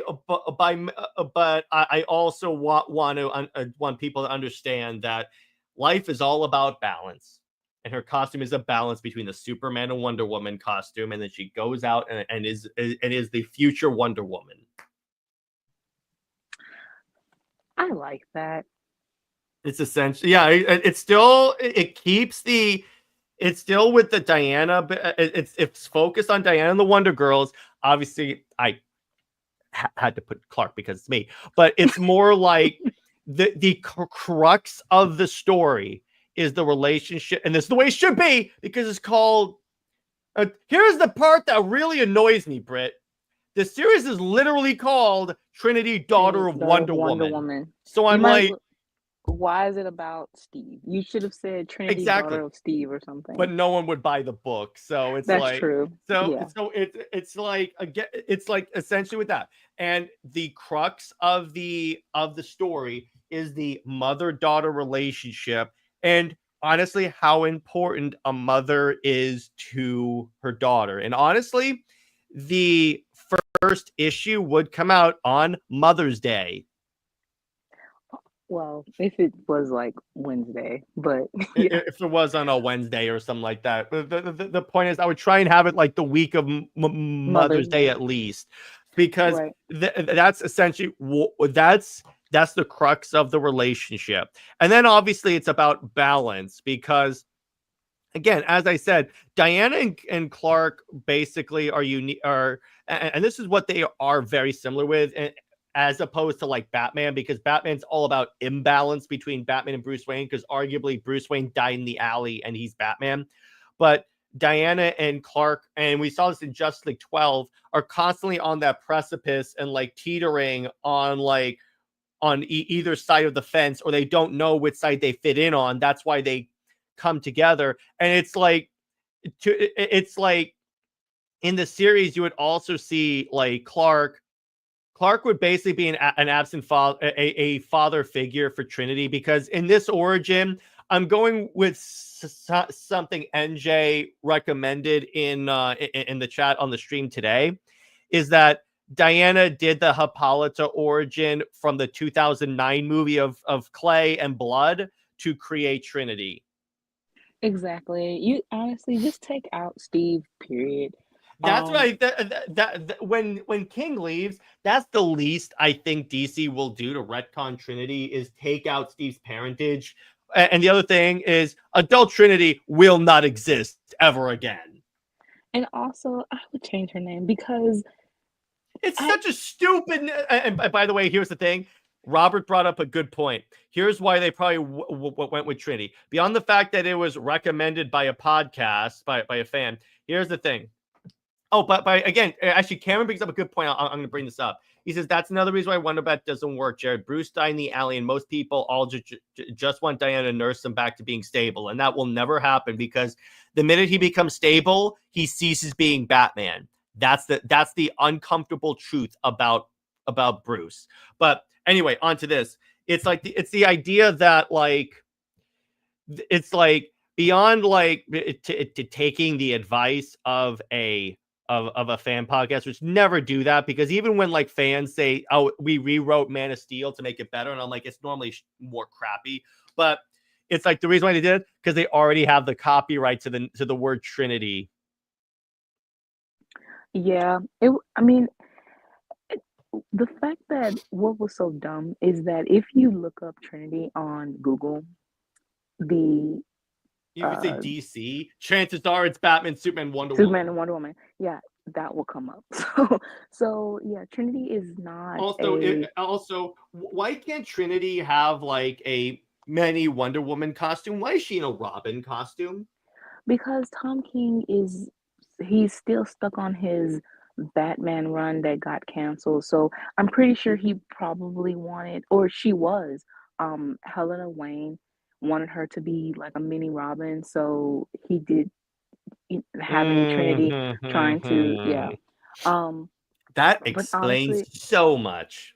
yeah, but honestly, having Trinity, of course, if Diana it should have been Diana's choice from the get-go. We should have had the buildup of her wanting a child or, something like that. And she should have made that decision on her own, not because of a dead man that she wasn't even with, you know, from even the beginning of whether it was 5 years before this run or within this run. We never saw them actually as a couple until he, basically wanted to force that, oh, she's in love with him and they're randomly like making out and stuff, and now they're confessing love and stuff, and then he dies. That was so forced and so contrived just to and just to make this happen. And the fact that King thought that I'm going to make Trinity have a father and it's going to be a surprise.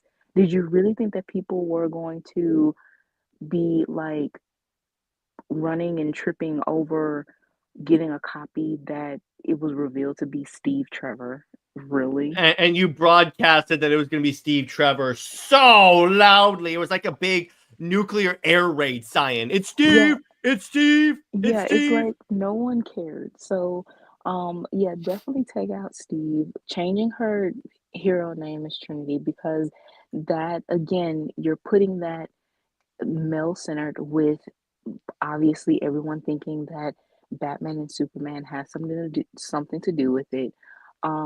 If you are to give Trinity a father figure, of course, Cal is Diana's best friend. She trusts him the most. Again, he connects with the antithesis of the male perspective. So yes, he would be the perfect candidate as a male figure for um quote unquote Trinity. I will also change her first name because Diana would not have a daughter named Lizzie or Elizabeth. It's And I would just, take out the Marston part. Well, actually, I would take out the last name as well. I'm like, first off, stop giving her like a regular. Diana does not have a middle name either, so stop with that. yeah, even, I mean, I honestly don't even I know have what a good name, Marston, Ariadne. It's a Greek name. Or you could do Penthesilea. Say she's named after a famous Amazon warrior. you could name her any, honestly, just name her something that's not very basic and, uh, Oh, here we go. That's what it is. Ariadne is a princess in Greek mythology known for helping Theseus escape the labyrinth and defeat the Minotaur. some, oh, that works. I mean, anything that's unique and just, you know, um, something that connects with something Greek. Um, but also just have her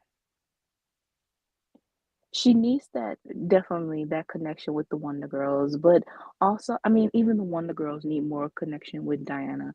You Well, and yeah. and also just the connections with the Amazons period. So, like I said, if you're going to have a male figure within the story, it would make sense for Clark because again, he is Diana's best friend. He does have that connection of um going against that male dominated perspective, and he would be the one to help Diana, as you said, keep the balance. um with John and Lois, honestly, I just would ignore them, kind of like go into the Mark Wade, bag and ignore them that they don't exist as he does. Um, Even if they are, just go the post-crisis route still with Clark and Diana being best friends, and but you can tell that they have that underlying um that feeling, and they can be still that support system, and yeah, that, but honestly, yeah, Trinity needs an entire revamp if she is to supposedly stay within DC continuity that's already screwed up anyway. Which I So, still say, well, I'll put it this way: if DC does another Flashpoint reboot, she's gone. She is 100% gone. Or even if they don't, if DC just decides as soon as King leaves, okay, we're not gonna really do anything with her. Or if the next writer, watch, completely ignore her and act like she never existed. right. And also again, bring back Julia and Vanessa and Mhm. just completely revamp Julia and Vanessa are the babysitters. right. If, with Vanessa, she would probably be, oh, she would be older than Donna, I think. Mm-hmm. She would be older than Donna. I don't even Mm-hmm. know how old Donna is with whether they wanted her to be a mirrored twin of Diana or the baby that she rescued from the fire. Or like But the being made from the clay of Hippolyta or something like that. right, whichever origin that you choose with Donna, what I guess Vanessa still will be the oldest. So if she is to be Silver Swan, or she still would, it if she wants to have that relationship, with everyone that's important to her, Diana, then that would also help her um basically begin to make amends. If you are to have Julia deceased, I would say, you know what? Even name her child after Julia. I don't know. Just do something special and significant. I just don't. I just really don't vibe with Lizzie as her name. She doesn't really look like her name as a character should be Lizzie. Sometimes, when creating a character and their name, it's supposed to fit and have some type of connection. But just like I said, a random grandmother with That that Steve is just so happen. never brought up, not once. Yeah, it's kind of like how Jeff Johns gave him that random sister in New 52 that Oh was yeah, never, yeah, it's like that that had like like, berated Diana. yeah, that just shows how they have no clue what to do with Steve if they're giving him random uh you know um family members to be brought up for a story that really goes nowhere after a while. But Which is why I'm sure they'll keep him dead for a nice long while because they really are. They're like, we don't know what to do with him. Keep him dead. yeah, but we know that King is definitely going to have, even if Diana is telling the story about which I believe the first issue of this Mouse Man arc, Diana is supposed to tell like a bedtime story to I think the Trinity, whole thing is that the whole story is that. but I believe that it will be flashbacks with Steve within it. So yeah, Oh God! And by the way, Ian has a great idea. Turn Steve Trevor into Doomsday, and then and it takes Superman and Wonder Woman to kill him. wow. I love how much of my chat devolves into killing Lois or Steve Trevor. I love that. Wow. Speaking of like alternate takes, if you will, here was the mother relationship that surprised Britt and I on how awesome it is. Cersei. Yes. Absolute Cersei. She still had that, conniving way about herself, but as Diana as a character, in her purpose, she is to change hearts, basically, or in a sense, um, if the change hearts, but also make some characters' hearts bigger, or have them find their hearts, because they act like they don't have one. But when you the first issue of this, where Cersei basically let Diana have the serpent. Mm-hmm. She just yeets it. And I love it. I love how the onomatopoeia is literally yeet. yeah, and then you have Diana change her, softens her basically, and you see that the cave that Cersei was in was very cold and empty. Mm-hmm. But as time progresses, that she made it into an actual home, a comfort, and have such warmth. And then Diana befriending all of these hell creatures, and she, just making things. They might be in hell, but Diana, with her free spirit, with her, you know, um, it was a little bit of naivety and everything like that, but just her pure spirit made it a home. And you get Cersei being a overprotective mother. And the one thing that I don't like is how when DC is trying to promote certain stories or different takes on the character, they, whether it's indirect or directly, which how they did like New 52 with Clark and Diana's relationship, and when they were trying to promote bringing back post crisis Superman and Lois, how they were trying to pit the status quos or whatever against each other. So with this, you have some fans who, for some reason, don't like Hippolyta. So there's like Cersei is a better mother. But if anything, Cersei is pretty much written like how main Hippolyta would be in the first place. Not the first part of her being conniving or, but just that overprotective mother, this mother who truly loves her daughter and wants the best for her. Yeah, and who was in a way redeemed by her daughter. Yeah, that is the story of Hippolyta, you know, in in in so many ways. Um, but again, even in an alternate world, you have that mother and daughter plot point emphasized. Again, that is the center of Wonder Woman's story. It is always going to be about motherhood, about women's choice, about feminism in a way of fighting for equality and respect, and it's also about sisterhood. And not Um, bashing men. yeah, you can still have all of that without bashing men, of course.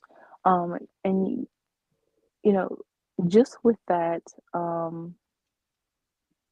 yeah, it's a very nice story so far. Kelly Thompson, like she said in the interviews, that Absolute Wonder Woman was at first, she was going to be the warrior woman Kratos. Kratos, um, like character that some fans believe New 52 was going to be. But she said that she couldn't like figure out how to get that to work with Diana. Obviously with Scott Snyder, he wanted to write Wonder Woman. He was probably going to try to make Oh, that he work. was definitely go. He would definitely try He and would make her definitely do that. Kratos. But luckily, it was Thompson that took on the book, and you have a Diana who is very recognizable. It's just her environment is different, and yeah, somewhat of her power set, but it's still Diana at her core, and that is the most important thing as well. Well, and even beyond that, so one of the things that I talked about with Robert is, all right. So the thing is that this book has consistently and remains so in the top 10 selling comics, and we're approaching a year of this because this was like the most recent issue was like 7 or 8, I think. I think 7. But so when we get to 12, see here's the thing. Assuming it stays like this, a year and because currently it's like DC is thinking about this as like the absolute brand period is doing well. Now, here's the thing. At a certain point, I believe when we get to 12 issues, DC has got to start thinking, okay, so wait a second. This is a Wonder Woman book that has consistently been in the top 12, top 10 books, no matter what. We need to really reevaluate how we do Wonder Woman because guess what? Obviously, it's possible for this book to be in the top 10. And I think that this book will break them of the, at least it's not Clunrad numbers way of thinking. Right. That is the one thing that DC has to like not take. Um, you can't compare that because Conrad's run, it was still a continuation to the Rebirth and how, over time with Wonder Woman not having a consistent uh, creative team throughout, between Rucka and Conrad taking over, how many fillers the Wonder Woman book had. And so it was already um not so much as it was close to cancellation numbers already. And of course you get the boost with the variant covers, you get or the anniversary uh issues, and once you take away the variant covers, it is going to drop like a ton of bricks. With Absolute, as you said, you do give it the first year and maybe half of the second year to see truly does it have legs to stand on to stay within the top 10, or at least I would say at least the top 25 within your first 2 years. And then after that, that is when you see it kind of dwindle naturally to see if it still will hold strong. Yeah, because if it Now, still holds like that, it's like DC's got to think, okay, wait a minute here, because if this is continues to sell so well like it is, obviously we should probably start putting more effort into who we put on Wonder Woman. right. And then with Tom King's book, the thing is, Tom is such a controversial writer, and then he has this hive mind fan base, and some believe that just his name alone will sell a book. Well, that's not completely true because he's had, you know, mini series and stuff like that that has definitely flopped. I mean, started as a flop. Supergirl was a flop until it, became adapted as a movie. So I would say that even his name would not sell a comic. The only reason why they're saying that they're happy with the numbers is only because Wonder Woman doesn't really have the consistent success. And if you're going to, like I said, going to compare it to Coon Rat, that's not fair. because they came onto a run that was already ongoing and already had dropped like a brick, from the consistent it's like fillers. even on that, that's probably why they're happy on, because at least it's not Clunrad. But when you see this, it's like eventually you gotta decide, because people are calling this the definitive Wonder Woman run now instead of King's run. I mean, King was never going to be the definitive run because you you had a promising, kind of a promising start. The idea was there, but the execution has been um horse manure. Uh and just the fact that he's veered off to having it solely like about Steve instead of and Diana being the plot device to prop up Steve and his influence being Wonder Woman 1984. It just like no, That that's explains a so much. completely writes off the whole thing. And with Trinity, you also going back to that, I would also have Trinity as Emily's daughter still. Whether if you want to have her as um, Diana's quote unquote blood daughter, yes, the way um, taking cues from the 2009 movie and having Diana's blood, but she is the sole like creator of um, Trinity, that's fine. But I really would have loved it to be Emily's daughter that Diana takes in because it just doesn't make sense how Tom King is trying to have this of um, you know the purpose of I guess Trinity and Liza to grow up as enemies, I guess. But it still would have been more impactful if Diana were to adopt um an Amazon's daughter who trained her or who basically misunderstood Diana and was rebellious, or maybe she was jealous of Diana, but Diana still took in her daughter for her. Um, but yeah, just anything like that could have been a little bit better than what we have with King's run. But yeah, there's like I said, there's it's so unfair to compare sales when they are Wonder Woman has always struggled anyway, and with a run that was already going on and already low selling, it's just DC being lazy and setting the bar um lower. Yeah, exactly. Anyway, and what's up, Sean Franklin? So then we have a mother that's arguably been absolutely character assassinated, Talia al Ghul, thanks to Grant Morrison. And here's the thing, because Grant has said they forgot what actually happened with that story. So it's like if you forgot, you just Read the didn't book. you didn't feel like reading it. Yeah, I know that was the excuse, and I'm like, I, but you're if it were Tom King, I would believe that. But this is Grant Morrison, who arguably is a very talented writer. So I'm like, I find it hard to believe that you forgot about that. Yeah, I just think he wanted to create some drama or something. But then, you know, Morrison has done a lot of questionable things within Like the orgasm guns. that, and also I think it was something. If I'm not mistaken, let me look this up right quick. But I think it was with the Robins and wanting one of the Robins to be jealous in a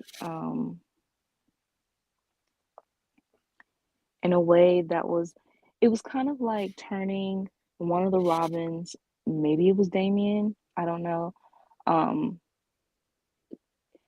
like Tom King turning Vanessa towards Diana. It would have been something like that. Oh, jeez. Yeah. But it's But even on with Talia, because here's the thing about Talia, she very much loves her son. It's like even with like that one DC animated movie where all of a sudden she made a heel turn to like when to kill her son because he was like with no, she brought him to Batman because she wanted him to have a better life and learn from her father or from his father. So it's like there's no way. And plus that's always been like a like point with Bruce and Talia is that I've always felt, and this is my own like headcanon, Brit, is that I think that Talia is still very much in love with Bruce, and Damian is her one link to him. Right. I mean, they have, kind of implied that or outright said that, and that makes sense. And that would cause a lot of drama and much needed drama, honestly, that they would go back and forth with that both Talia and Bruce are still in love with each other. It's just complicated, but they have that Oh, connection with Damien. did you remember when of course Talia had to meet Catwoman in the Tom King Batman run, and then Catwoman defeated Talia in a sword fight? Yeah, that Talia. yeah, that is yeah. That should tell you all you got to know. The way again, the way Tom King or anyone else that has, you know, we already know that's problematic in dealing with Talia or Diana.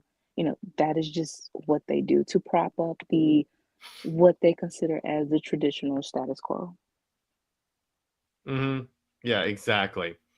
And it's like she's one of those characters that needs to be better represented. By the way, Cameron says, when I found out Talia did not in fact R-word Bruce, I was surprised because I remember getting into arguments saying Talia would most certainly do that. I've never been more ashamed. Yeah, me too. And this is one of the things that I got wrong, and I'll own up to that.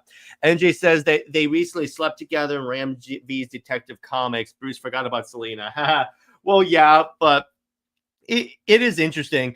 Talia and Selena would be the best of friends. I will accept nothing less. Oh, can you imagine that like Clark is with Diana and then Diana meets Talia?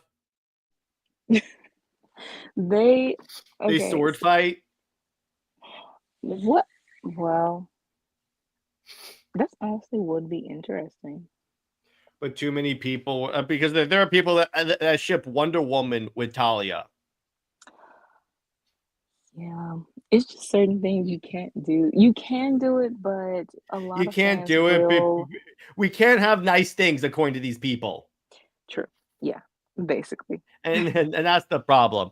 But Talia is one of those characters that, in the right writer, is absolutely, pun intended, fantastic as a character. Like a really great, and she does 100% love her son, and that is one of the things that has always been consistent, unless of course Grant Morrison forgets.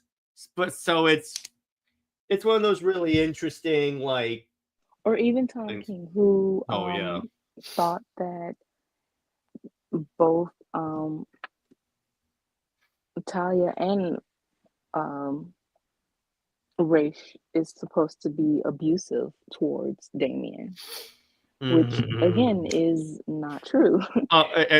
Mister, I have a large knowledge of comics. I'm like, generally, in my experience, the people that have to tell you they know a lot about comics generally don't know anything. Uh, Anyway, yeah, it's going to be very interesting and very uh, the discourse that will be when Batman and Robin Brave and the Bold, um, if it ever comes out, or the casting and everything like that, because that is um, Morrison inspired. mm-hmm. But I would hope that well, my expectations are low, but I would hope that um, Gunn would change, you know, that aspect of Talia supposedly assaulting Bruce and have it mutual as it always was.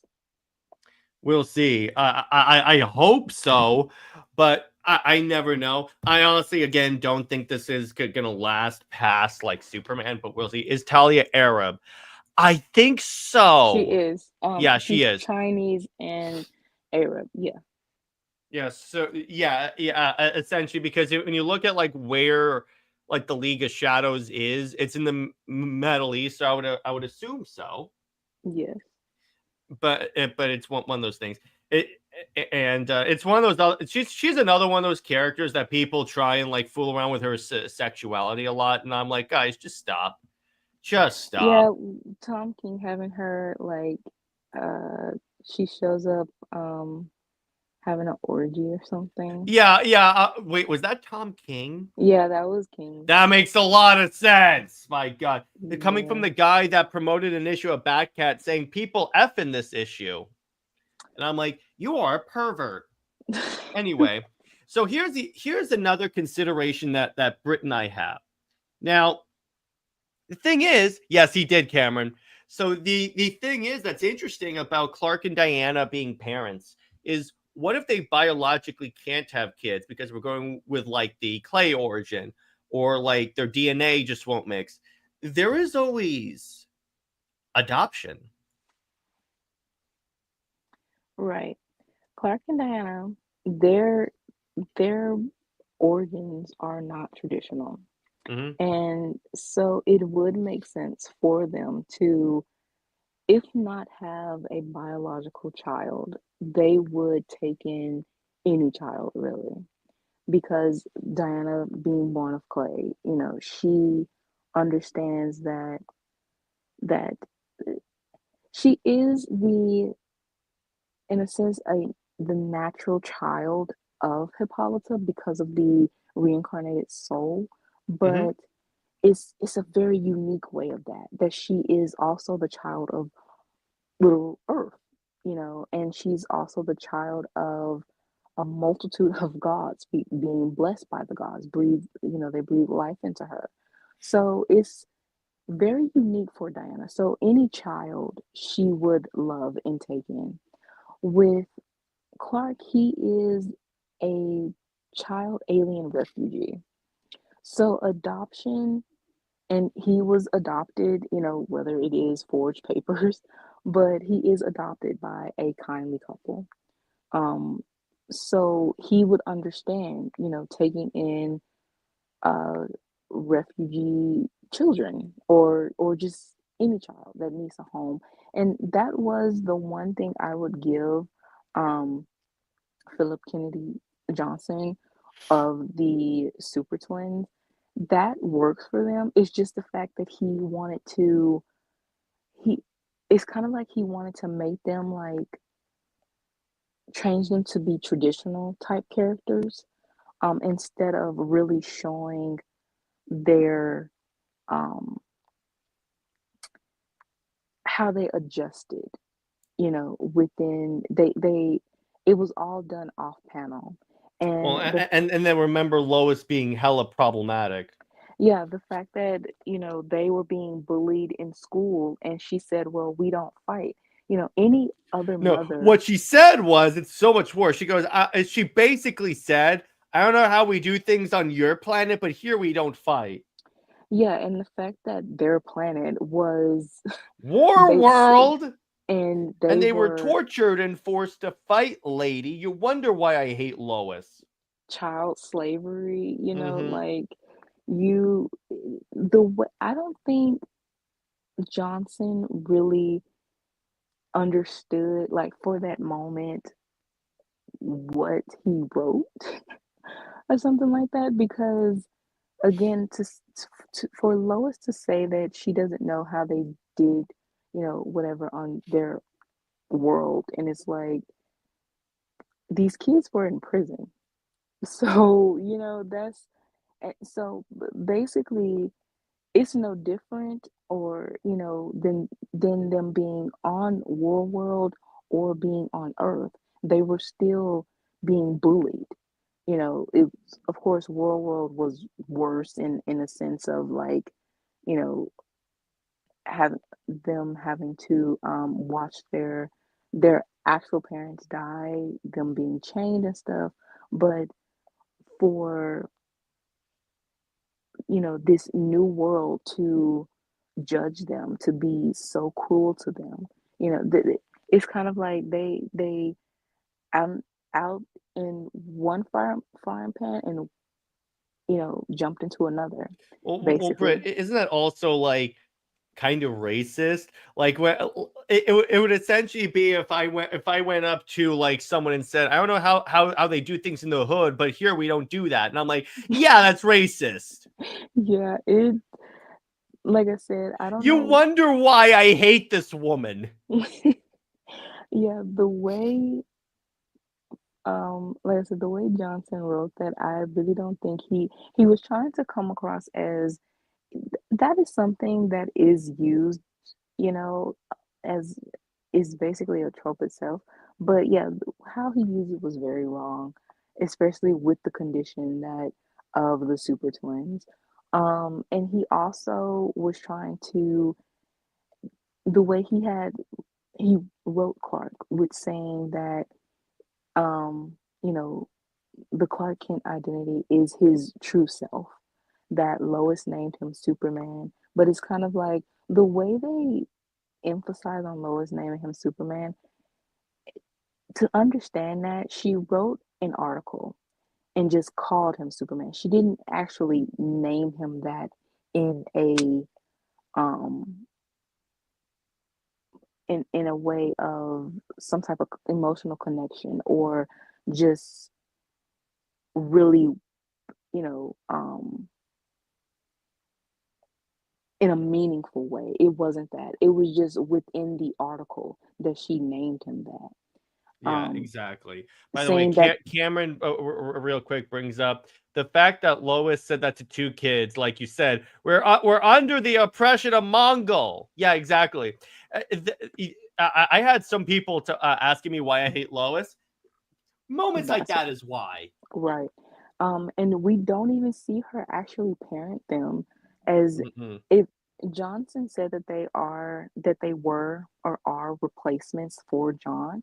But it's like, okay, you obviously didn't learn from the mistakes of John because you were doing the same exact thing. Um, Johnson wants to force his own legacy within Superman, and he's talking. He said that he had like a family tree, and he has his legacy characters from the House of L. He basically wants to implement that, and it's kind of like DC is, well, even if continuity is screwed up, it's still an ongoing thing. So whatever And future you're trying to any do, future that can be taken as like a possible future. right? So like anything with that House of L, that that can't really happen. And then it's coming from Future State, which Hmm. Future State, it has been long forgotten and completely void now. Yeah, So, it's like when they announced that book, everyone's like, but I thought future state is not a thing.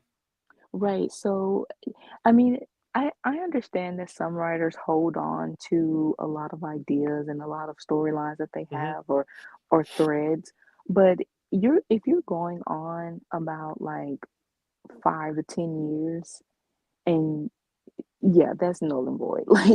Like I'm not sure why you're bringing this up. It's the same thing as Mark Wade. The fact that he said that he was holding on for like 25 years or so of Magog's origin, and it's kind of like you could have done like a proper sequel or trilogy or whatever of Kingdom Come than this random origin of Magog that really did nothing for the story of Kingdom Come. Like, I really could have done without, and you could have had that time to do a story with Jonathan. Yeah, exactly. But Hmm. no, go ahead. No, no, No, it's all good.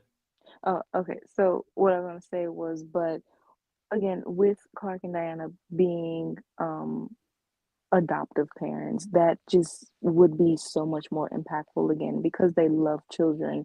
They want children to have a home. It's all about, them creating this safe haven because of what they've dealt with as they grew up, as being having their own immigrant experiences, them, being bullied, not fitting completely in within the worlds that they are connected to.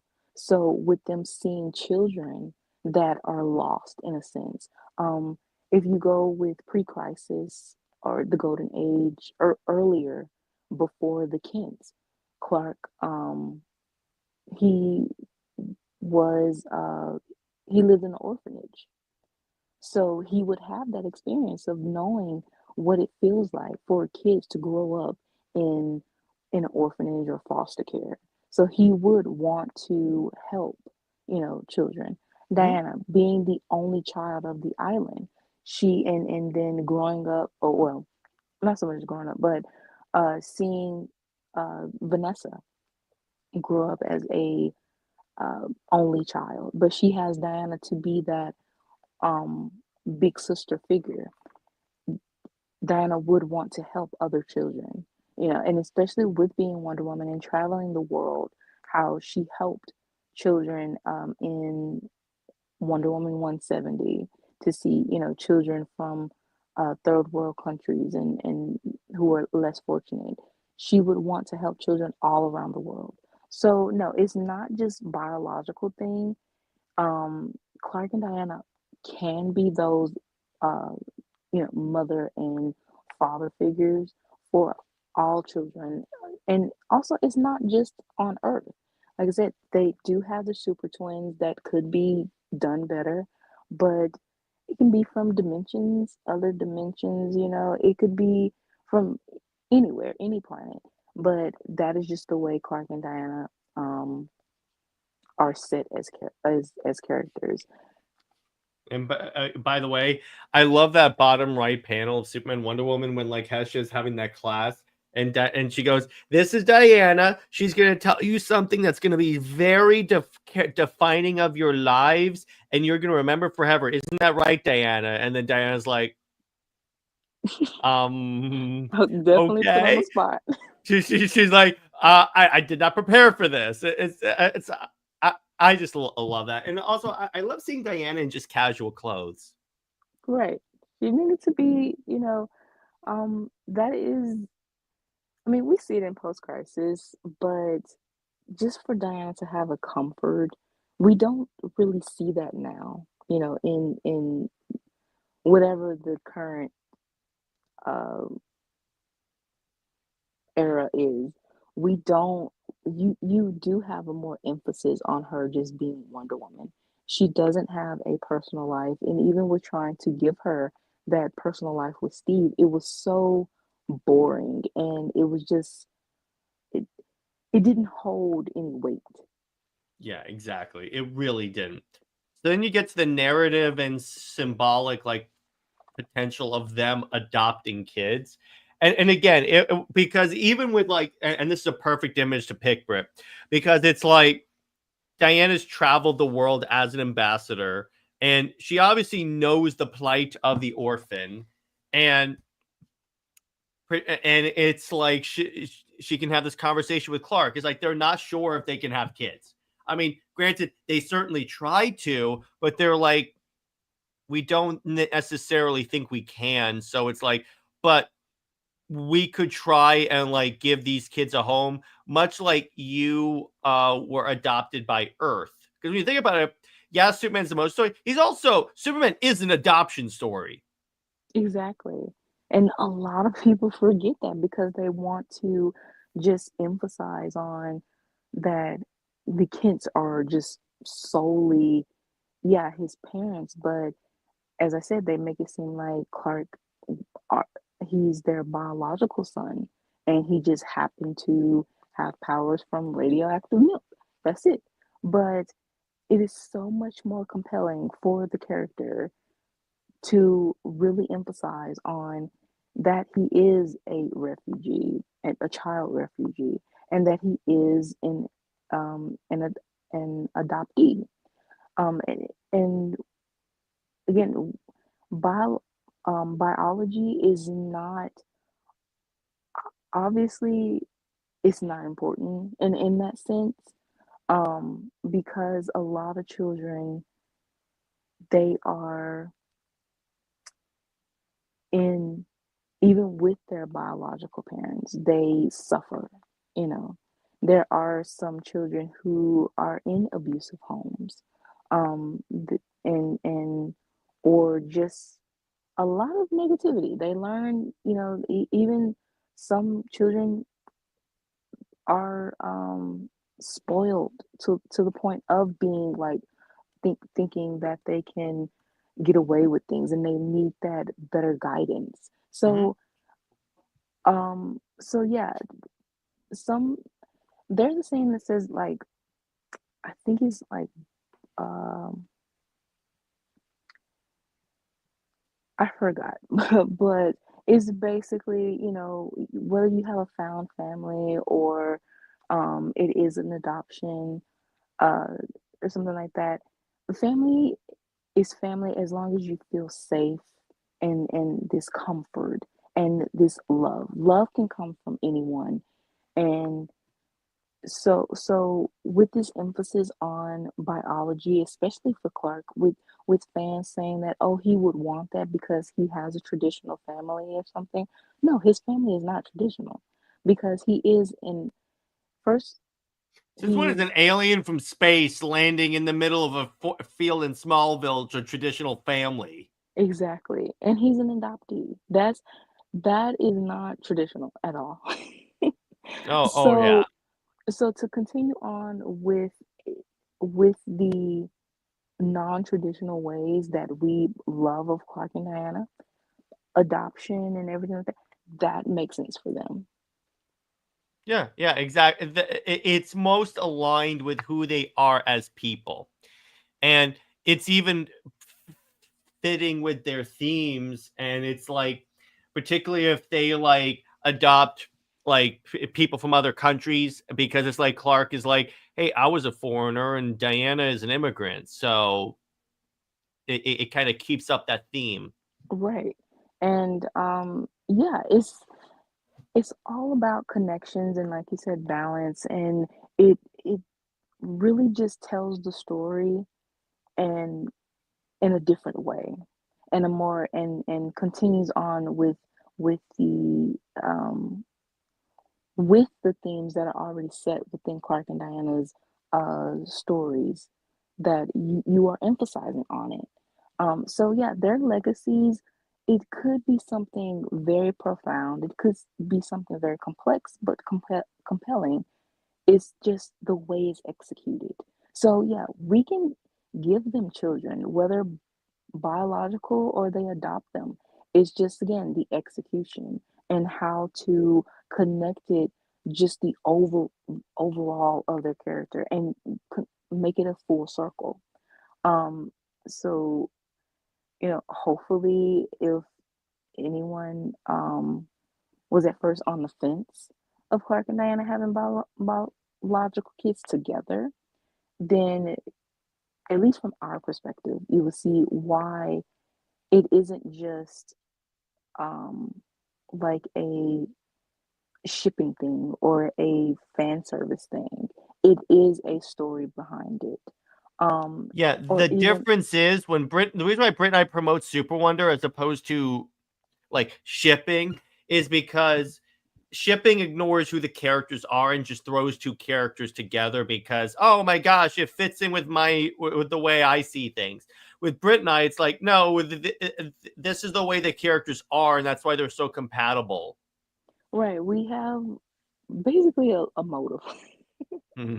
We see the details and the connections that are there, and the story potential that really is not about a headcanon. It's actually telling a story that could resonate with real with the real world.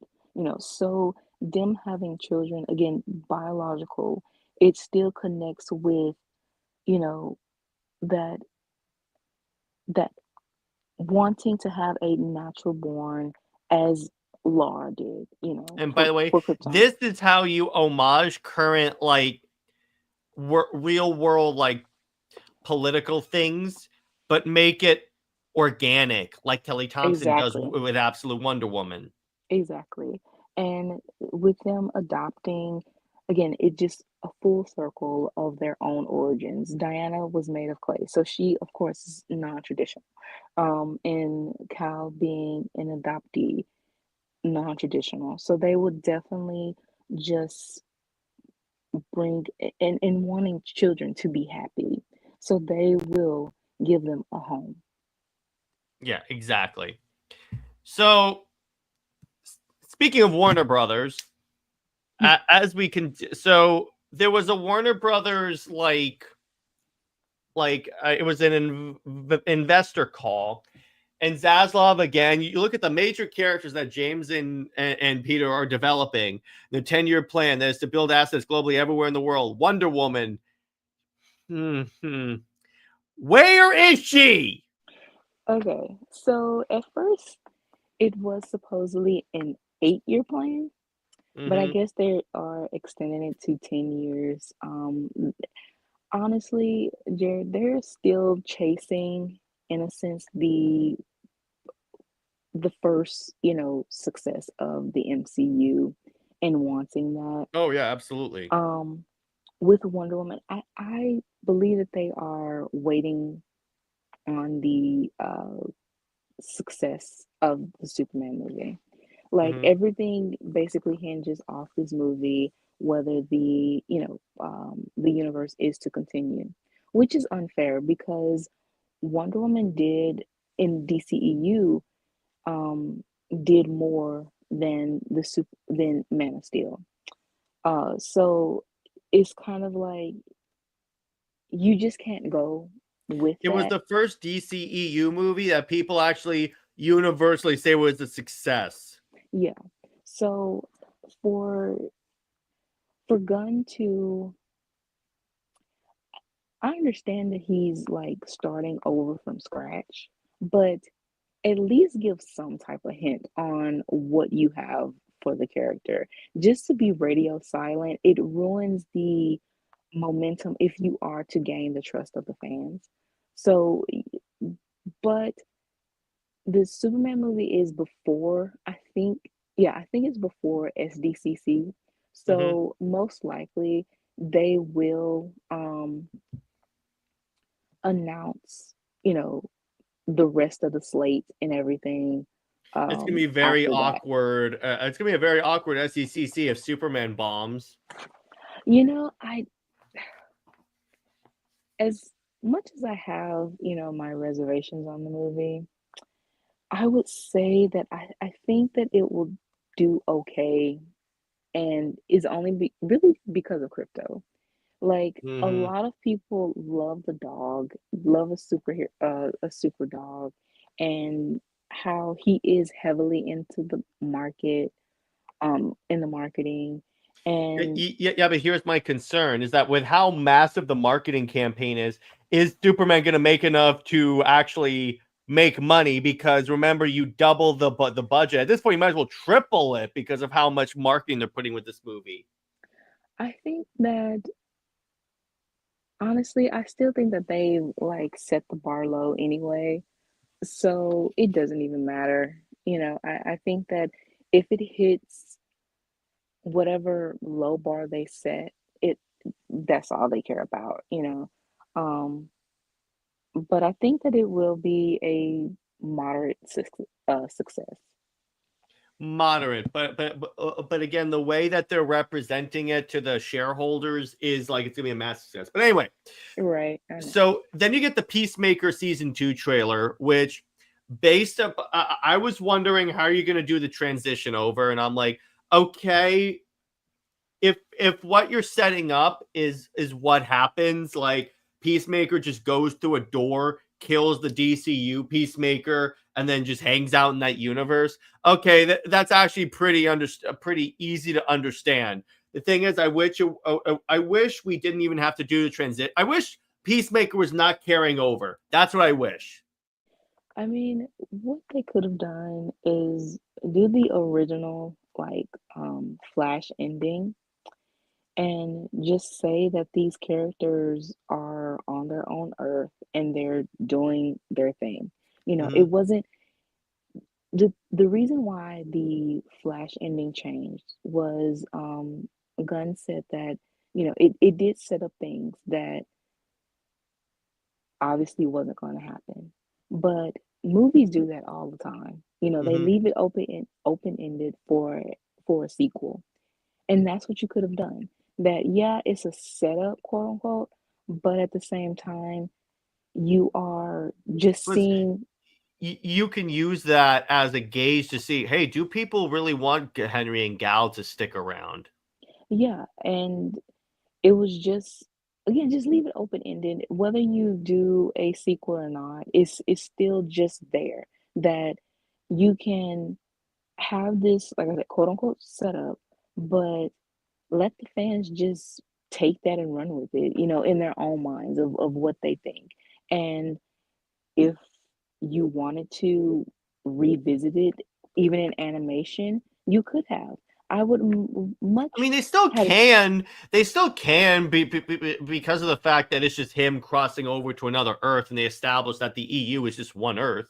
right, but I think you kind of messed that up with having George Clooney, like, Mm. and Well, then well, that then again, who said Barry landed on the DCEU Earth? right, because the it was supposed to be Keaton, like Hmm. how Barry was supposed to screw up, you know, Hmm. the Earths and stuff, and Keaton was to be the new DCEU Batman because Barry screwed things up.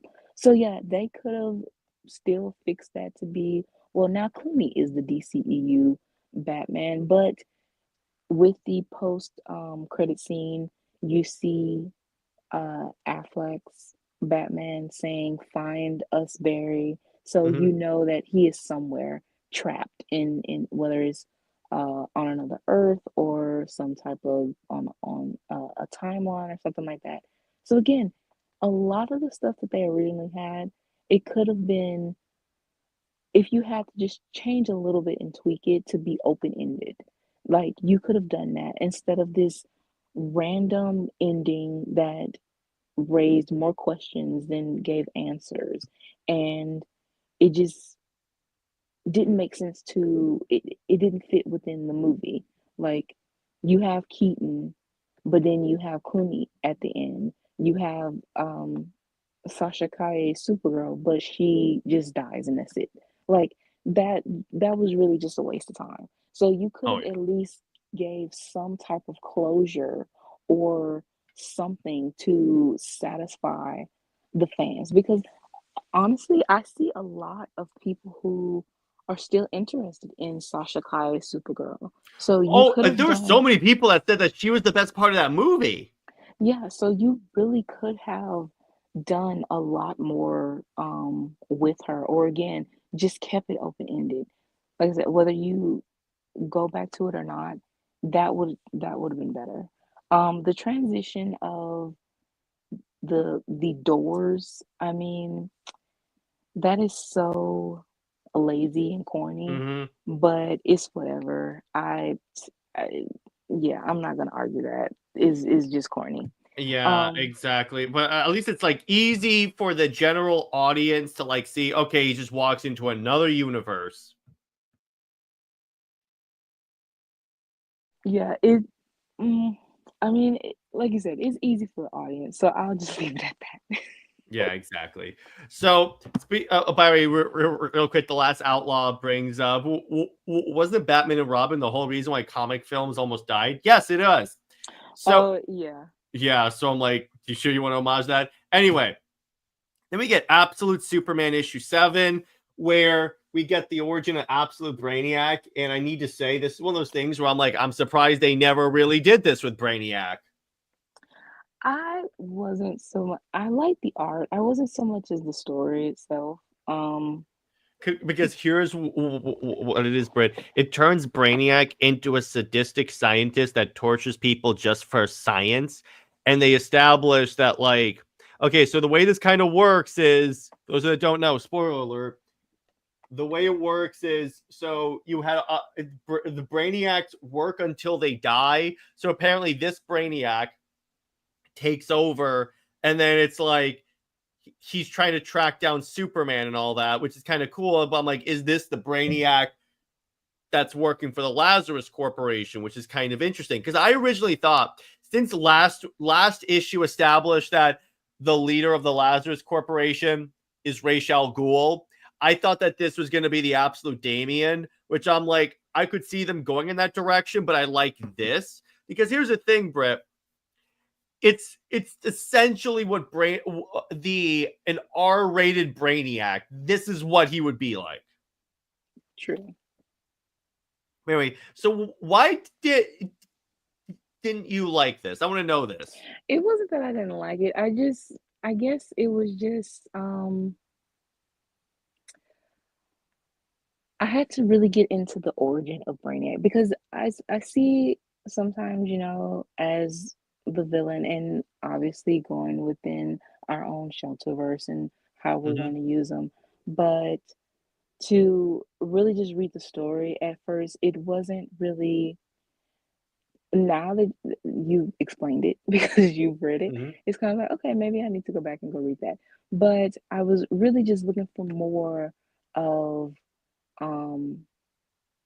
Cal's story, and Which I we'll just have. wanted, we will, but I just wanted more of that than just we're quickly taking a break from Cal to in a villain's origin. I just sometimes they did do this in Absolute, I think Batman or something like that, or like one of the other Absolute books. They took it a was break, Batman. for the origin of a villain. Yeah, And I think Thompson is. I would like for Thompson to do one of these for Absolute Circe, and we can learn why she was banished to hell. Well, at least that would make sense. That would definitely make sense, and I would probably enjoy that, because it kind of gives more depth to her turnaround when she has to take care of Diana. Like I said, I really, with Brainiac, only the surface level parts of the character,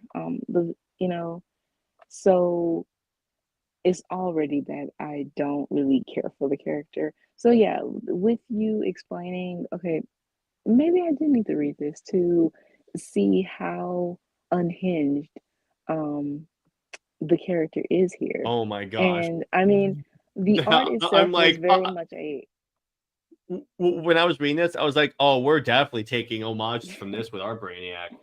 it definitely gave like a horror vibe. So I can mean, see look that. at the Brainiac design, Britt. Yeah, it is definitely a horror field for sure. Yeah, exactly. So then something else ended this week. Blood of Zeus. And Britt and I have talked about this ever since the show first started. And so basically what this is basically Greek mythology in like a Netflix anime in the style of Castlevania, done almost as if the Greek gods are superheroes, which I'm like, I can't believe no one's done this. But this season was very interesting. That was a very good description of this show, Jared. That's kind of what it is, and they had a behind the scenes video where they were like, yeah, it's like people talk about Batman, Superman, and Wonder Woman, but like when they were growing up, they heard stories about the Greek gods. And the thing is, this animation should be for Wonder Woman. Like, oh my just gosh, have yes. this production team. Just hire this production team. Like, no changes whatsoever. Have this production team for the Wonder Woman animated show, because the designs just it really just And invokes with the Wonder Woman. gods? Yes, it's just, I would say tweak it because people will probably think this is Blood of Zeus, like, you know, Well, it's Greek y- Greek mythology, so true. So they would think that. However, still, just just the production team that just hire them and that's it. That's all. and the quick thing I want to say, I know this season did have like a rushed ending, but remember, they originally had a 5-season plan. I did not know that. Yeah, they said that they originally had a 5-season plan, but I guess they had to end it early. That's why they kind of wrapped up. They did say, spoiler alert, by the way, the plan was always for Huron to sacrifice himself.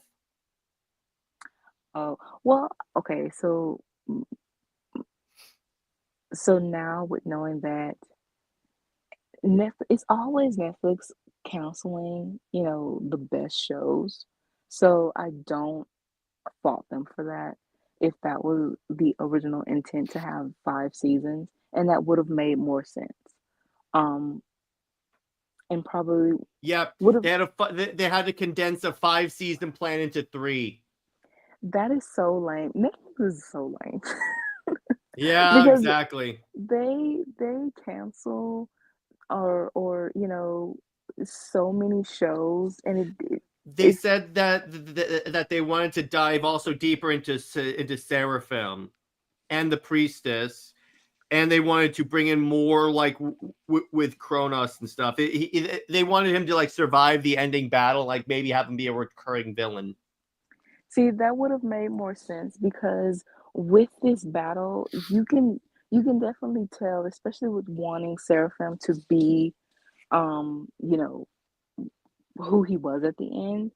It it that is what confused me. It's kind of like you are missing a chunk of some type of something that should have built it up a little bit more. Yeah, and apparently season 5 would have ended with an Armageddon. See that we should have had that. Like that's so unfair. But gods don't die, that's a lie. That's a lie. Oh, they die a lot in this. Um Gaia being so unreasonable. I mean, yeah, she was it was basically like I said about Kingdom Come Wonder Woman, a frustrated mother in a sense and want to punish the children and just but she went too far. And then for her to later Oh, also try to change. apparently, if they got the 5 seasons, we would have seen more of Huron's relationship with Alexia. See, that's what we needed, I'm especially like, with come that, on, Netflix! All the parts I especially liked. exactly, especially with that part of her conflict, as an Amazon. Yeah, that deserved more exploration. Mm-hmm. Um, we also have Persephone. She was very innocent within, being caught in the middle of the monster-in-law of Demeter, and then her love for her children and Hades. It just felt like, you know, that was unnecessary for her, but at the same time, Demeter got what she got, as how selfish she was. So now, because of her selfishness and kind of like her evilness, the one thing that you actually care for, it was taken away. So Mm-hmm. I think that they did that really good for ending. Yeah, Cronus was evil. I mean, he was Oh, Kronos was terrible. dope in this. He was awful. I mean, awful as an evil, but as a character, yeah, he was very good being that evil and just And he ruthless. resurrects the other Titans, so we literally get a clash of the Titans. And I love where That, Huron yeah, and Seraphim are supposed to duel him and that creature, and I'm like, are you gonna shrink, or are they gonna fight giant people? Oh, they're fighting giant people giant now. people. um, Now with Zeus. Zeus is the one who started all of this, and yes, I did call him a man thought because he, like, we already know about him, sowing his seeds everywhere and, ticking off Hera to be, she's supposed to be the goddess of marriage, the goddess of, of women and everything. But because of Zeus, he just ruins her whole entire purpose. But how And about her like getting a redemption? okay, let me get to that. So with her being scornful and resentful, you understand that because again, her husband is thoughting around Olympus and you know Earth and having millions of children. And you're going to wonder, as a woman, like, am I not good enough for you? Why is that? Why do you have to find, all these other women to fulfill, whatever? And it is this like male ego. Um, what I didn't like was that the whole time her resentment and her being scorned, it was framed so much as her being evil.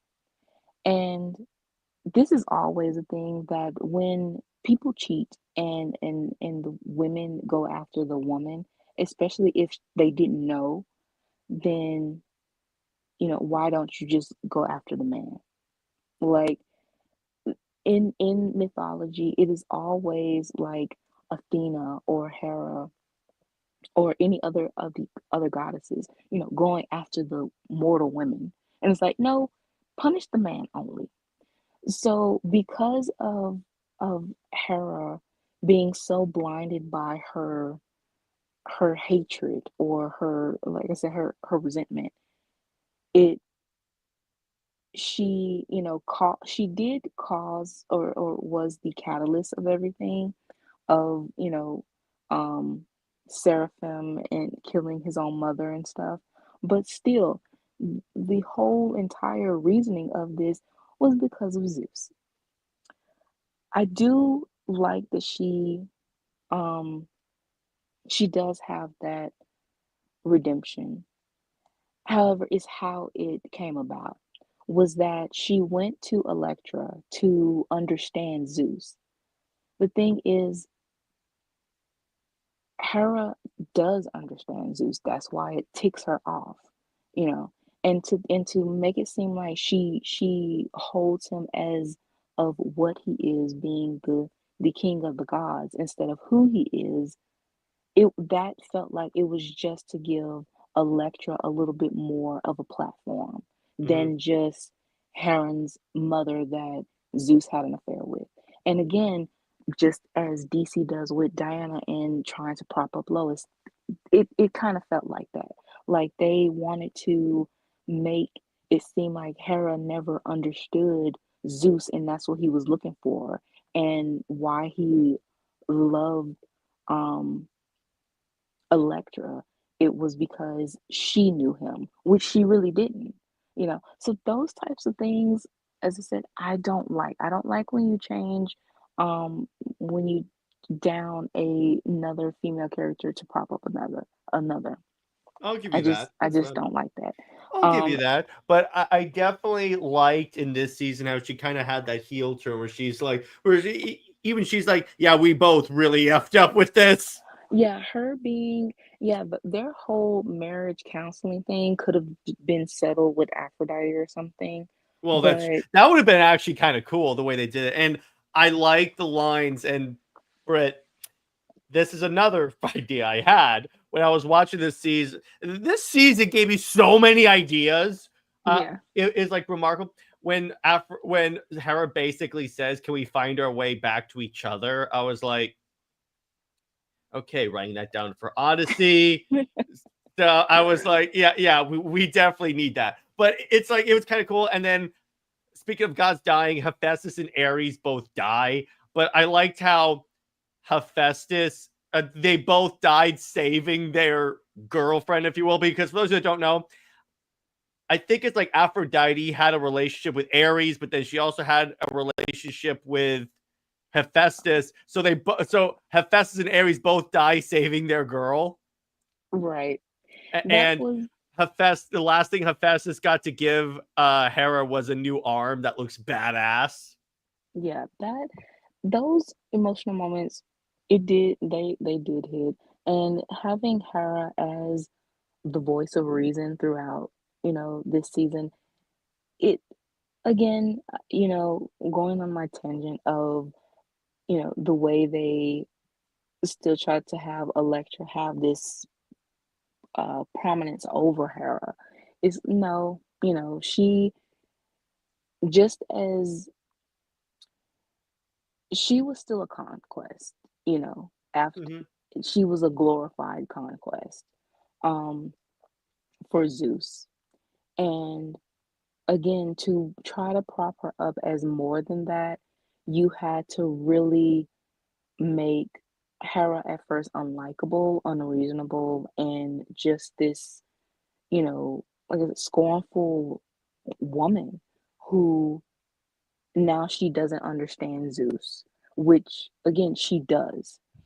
And she knows who he is. She knows she knows both what and who he is, who and should be. So to try to take that away from her again, it undercuts, a lot of her character and just makes her seem like that just hateful. But Yeah. again, with changing it a little bit for her to be the voice of reason, for her to still love Zeus. Honestly, he doesn't deserve her love. She should have slapped him. She Well, should have. yeah. And also her helping Huron. Yeah, again, it was for her to say that she owes Electra. She didn't owe her anything. Especially again, she's having an affair with Zeus. Yeah, but Um, she owes for contributing to her death. I think that's what she means. I Because remember, still, season 1, she pointed Seraphim to where Electra was hiding.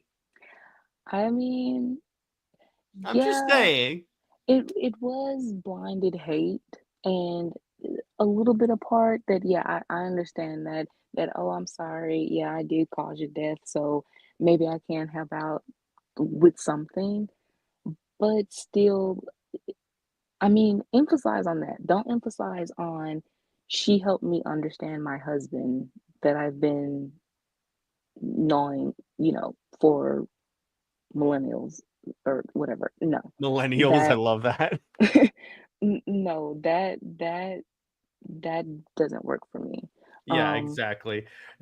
So what did you think about what they established here? I figured that they were gonna put Huron and Alexia, have them have like romantic interest with together because it's like it was set up practically since season 1. What did you think about the Amazon thing? okay, so that definitely makes sense because of the Amazon history with men.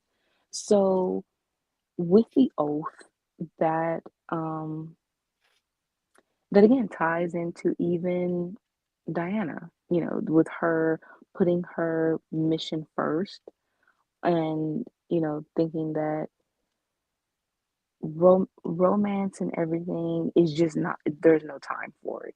Even if she wanted it, um, of course, the difference between uh, DC's iteration of this and Blood of Zeus is that it's not like you're as Alexia put it.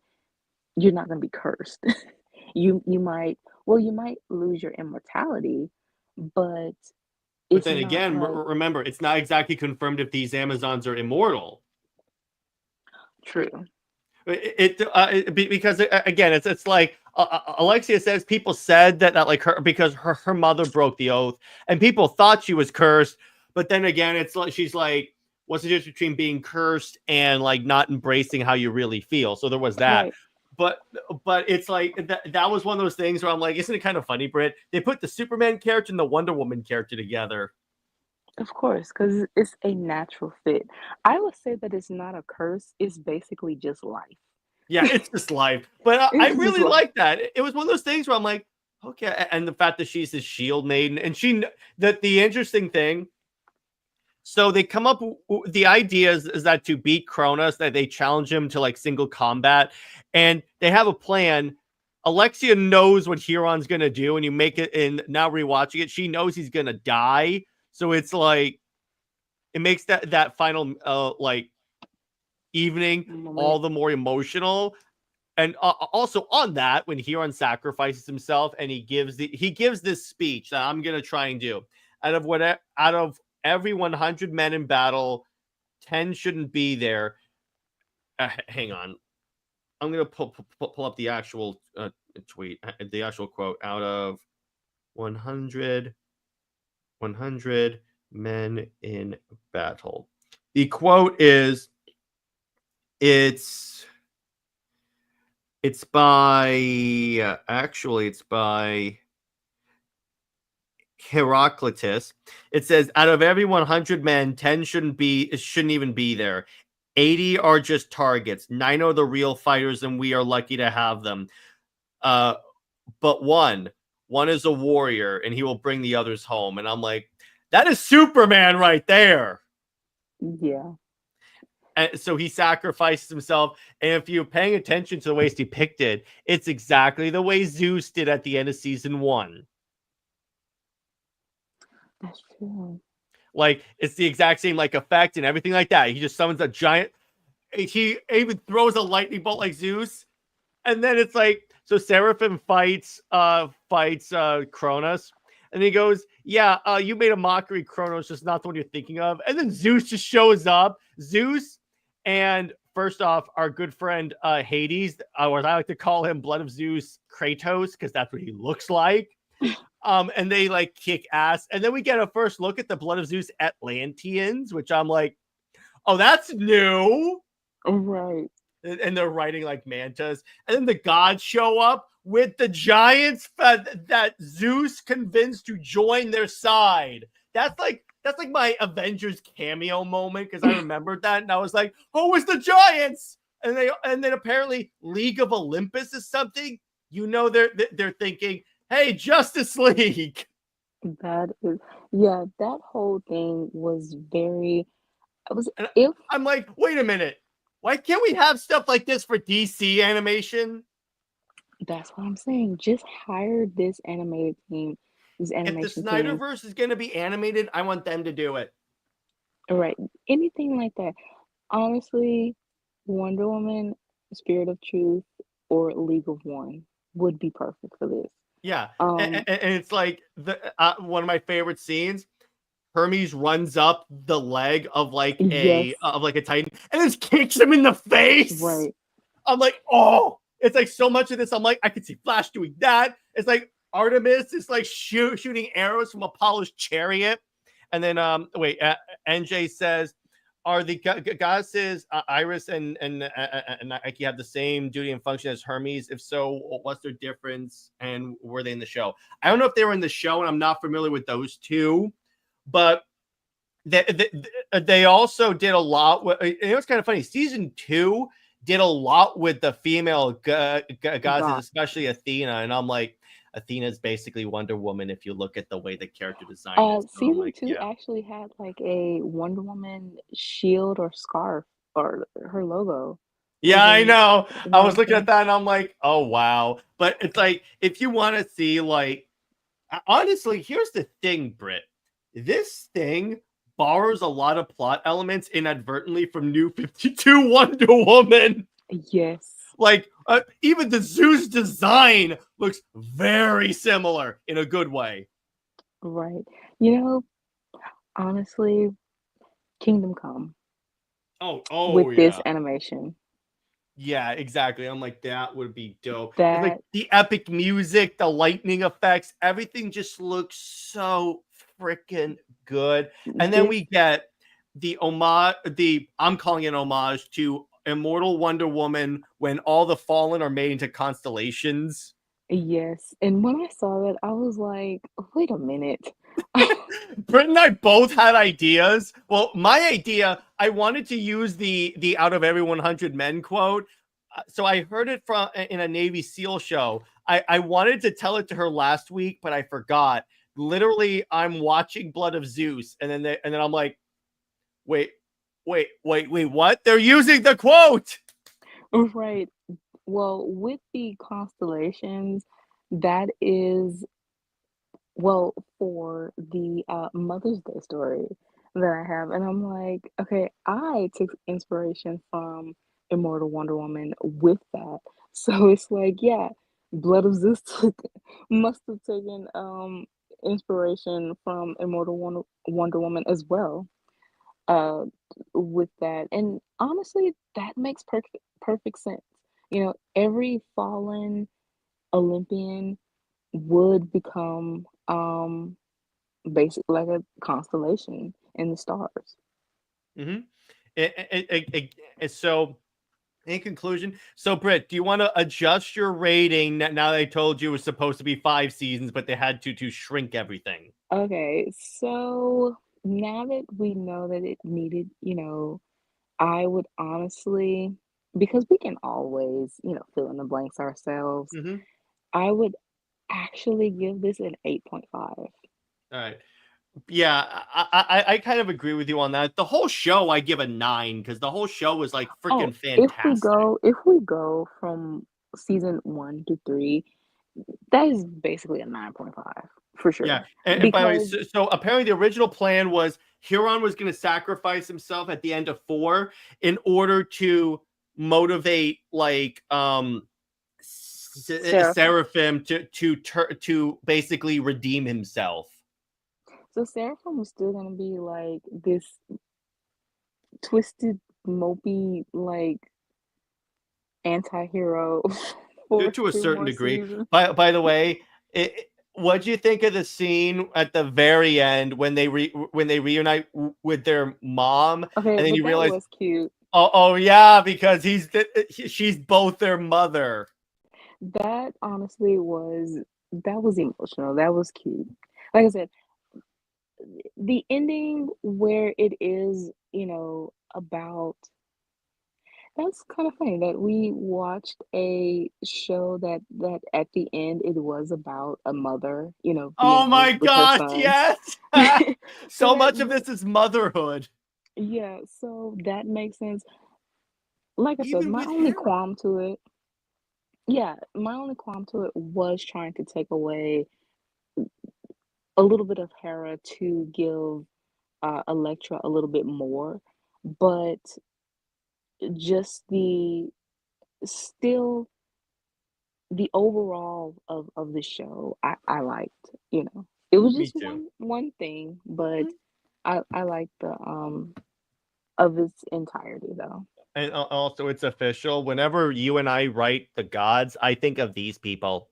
Exactly. Because I'm sorry, the character designs for the gods are freaking fantastic. They're even Yes. taller than regular people, so they got that going, and They are even definitely ZSJL had like that.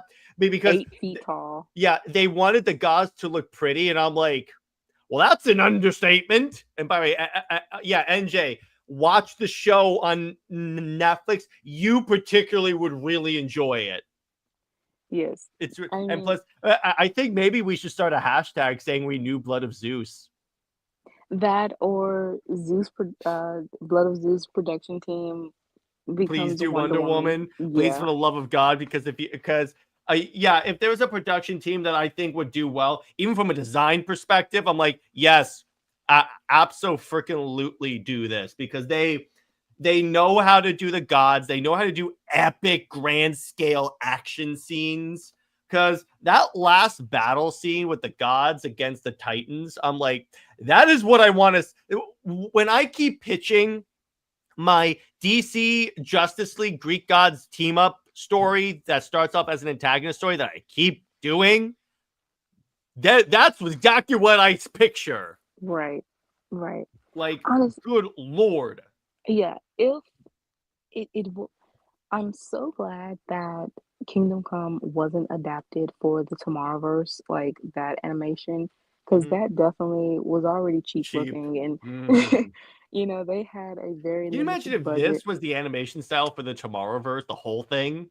Okay, now that would have been better. Yeah, This would have because been this so looks much like better. there's some money behind this. Yes. So, yeah, but if I know that they want to like um capture Alex Ross, his art, I know. But I feel like this production team could do a little bit. Like they it's very clean, and the epicness though, they know how to capture that. So I just think that this production team could really do that. Honestly, just anything Wonder Woman 2, just have them do it.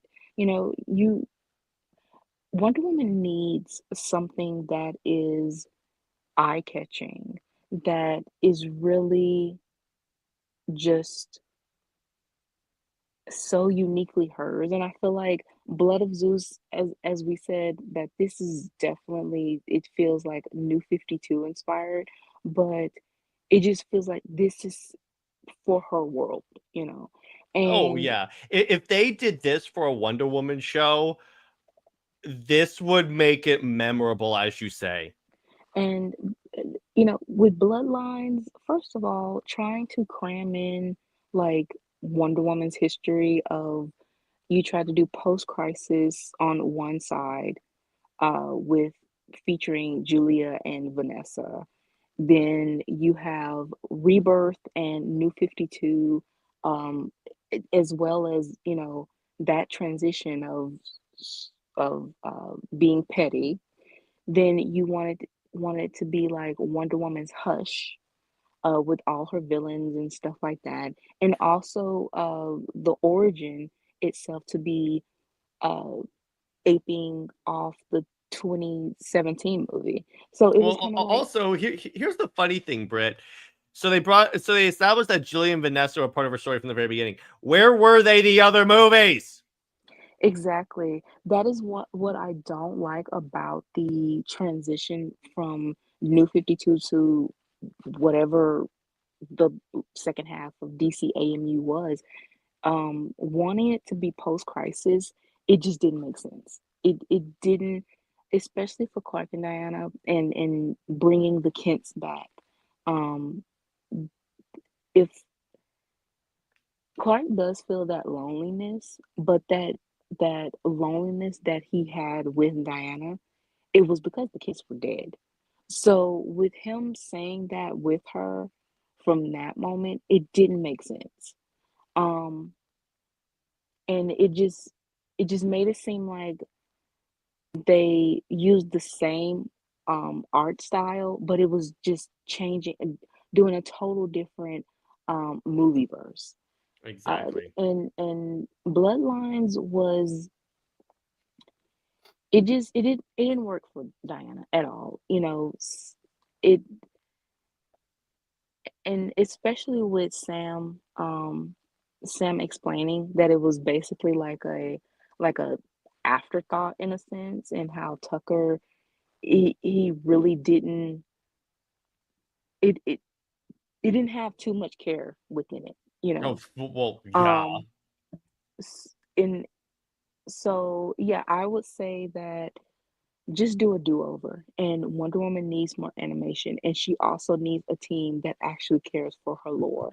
And even with, you know, this team could redo that, and actually give the Perez run the If they um did if they did gods and mortals, Tom King, not monsters. exactly right.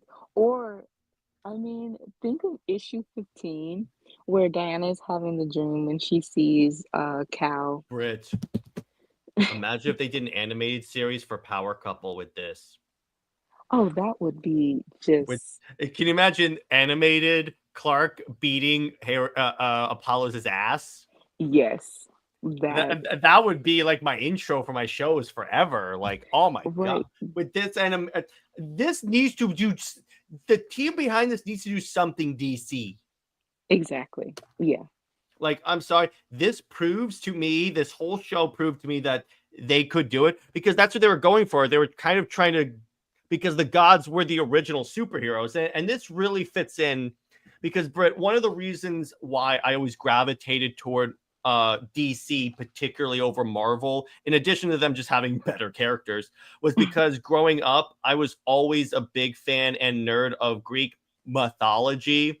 So when Hmm. I saw this, which is basically taking my two loves and combining them together, I was like, wow, Right. there is a God. It's Yeah. just I let me put it this way. I'm sad. I tweeted the hashtag, by the way. While I'm sad that as of it stand, oh, and they like the tweet. As it kind of stands now, we're only getting 3. Now I'm gonna rewatch the entire show and see if I pick up on stuff because oh my god, this is great. Right. It is. There's no reason not to at this. By the way, first off, can we get merch for this, please?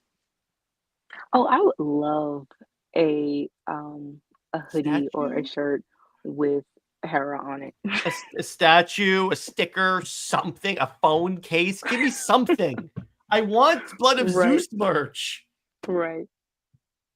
But it's one of those things where hopefully eventually we'll do this. Watch the show because if you are a fan of DC or like Greek mythology in any way, or Wonder Woman, as Britt and I've said, be sure this is the show for you. And it shows the potential of a Wonder Woman animated show and what you can do if you properly like. This is what Bloodline should have been. Yes. Like, what It if Bloodlines should had have. been this? It would not have flopped as a movie. I'm Right. convinced it wouldn't have. And Because what was so even they embarrassing? changed the art style on that slightly, and it looked cheaper as well. Exactly. And I mean, if you're trying to ride the coattail of a very successful live action movie that, you know, premiered a year before, a year prior, or a year or two, I think it was it 2018 or 2019 that Bloodlines came out? 2019, I think. 2019? Well, still 2 years prior. And it was still the height of Wonder Woman's popularity, boost. And for this movie to flop, it's kind of like, wow, you really fumbled. And again, instead of um worrying about or focused on basically throwing shade or just being petty over New 52 and trying to force post-crisis with it, you should have did a better story for Diana. She deserved that. And with fans, honestly, fans need to stop like accepting crap, you know, just because you might hate something like Clark and Diana's relationship, but at least, yes, it has its flaws and faults. We've talked about that, and we've talked about how Diana is sometimes used to prop up the status quo, which, again, we've covered that and said that if it weren't for Diana and how, uh, you know, impactful her relationship is with Cal, they wouldn't be so hard up on, trying to destroy it in the way that they do. But when they actually respect her relationship with Cal, you understand her better and you get to see her truly as an equal and how impactful she is even to Clark. And the way that they were at the beginning of DCAMU, that Diana was still very much independent. She um it was just a couple exploring and trying to find themselves and just being just a natural couple. When you make them antagonistic and when you make Diana this uh try to make her like a jealous ex or this, whatever she was to Clark at that point, and them being sort of antagonistic towards each other, and even make them become mouthpieces to throw each other under the bus, you know, that makes them unlikable. And you can try to elevate Lois and Steve, but that didn't work. Within Death of Superman, the scene that people mostly shared is the scene of Diana fighting Doomsday. It's not, no other scene from that movie is shared except for Diana's part. Um, and then you have within Bloodlines, again, no one really cares for that movie. It was the it flopped. You could have emphasized more on Diana, uh, not make her antagonistic towards Hippolyta, ruining Julia and Vanessa relationship, trying to force in post-crisis and Perez run, and you trying to emphasize Steve as like, as we know him to be, this whiny, guilt tripping of Diana to be with him type unnecessary character, you know. So at this point, as I said, DC really needs to have some changes and for to find people who cares for Wonder Woman as a character, because she has so much potential that honestly they still have not explored. These characters are almost 100 years old, and it feels like they barely scratched the surface of their true potential, whether it is exploring motherhood, more of the sisterhood, or Diana just being that inspirational hero. We need more of it. And we need more people that actually care to elevate her and enhance her story.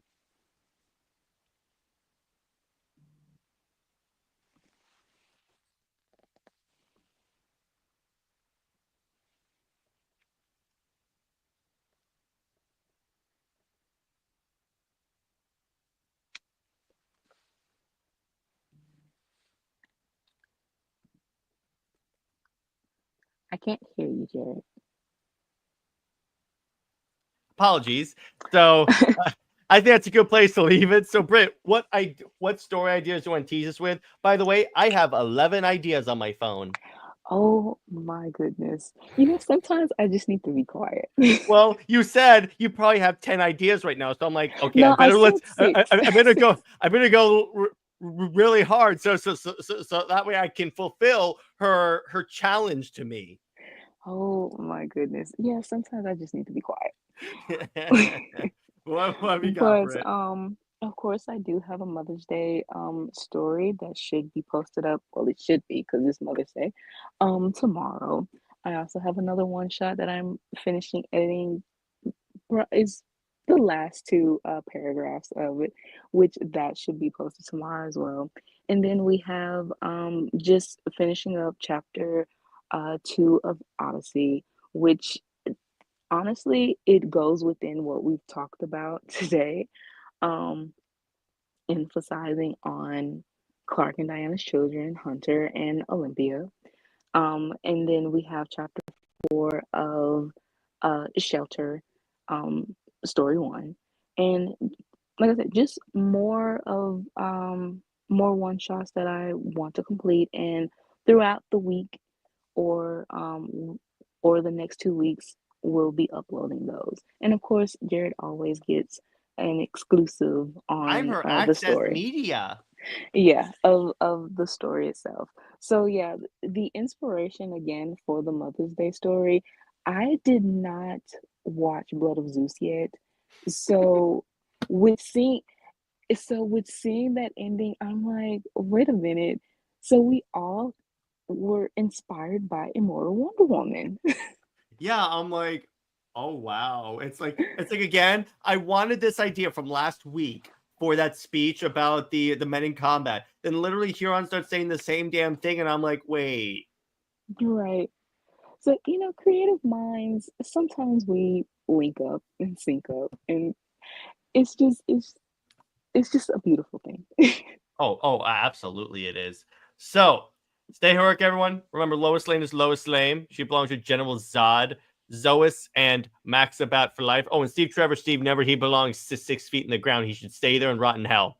Anyways. And happy Mother's Day. And happy Mother's Day, of course. Happy Mother's Day, everyone. Go spend time with your moms. Right. See you later.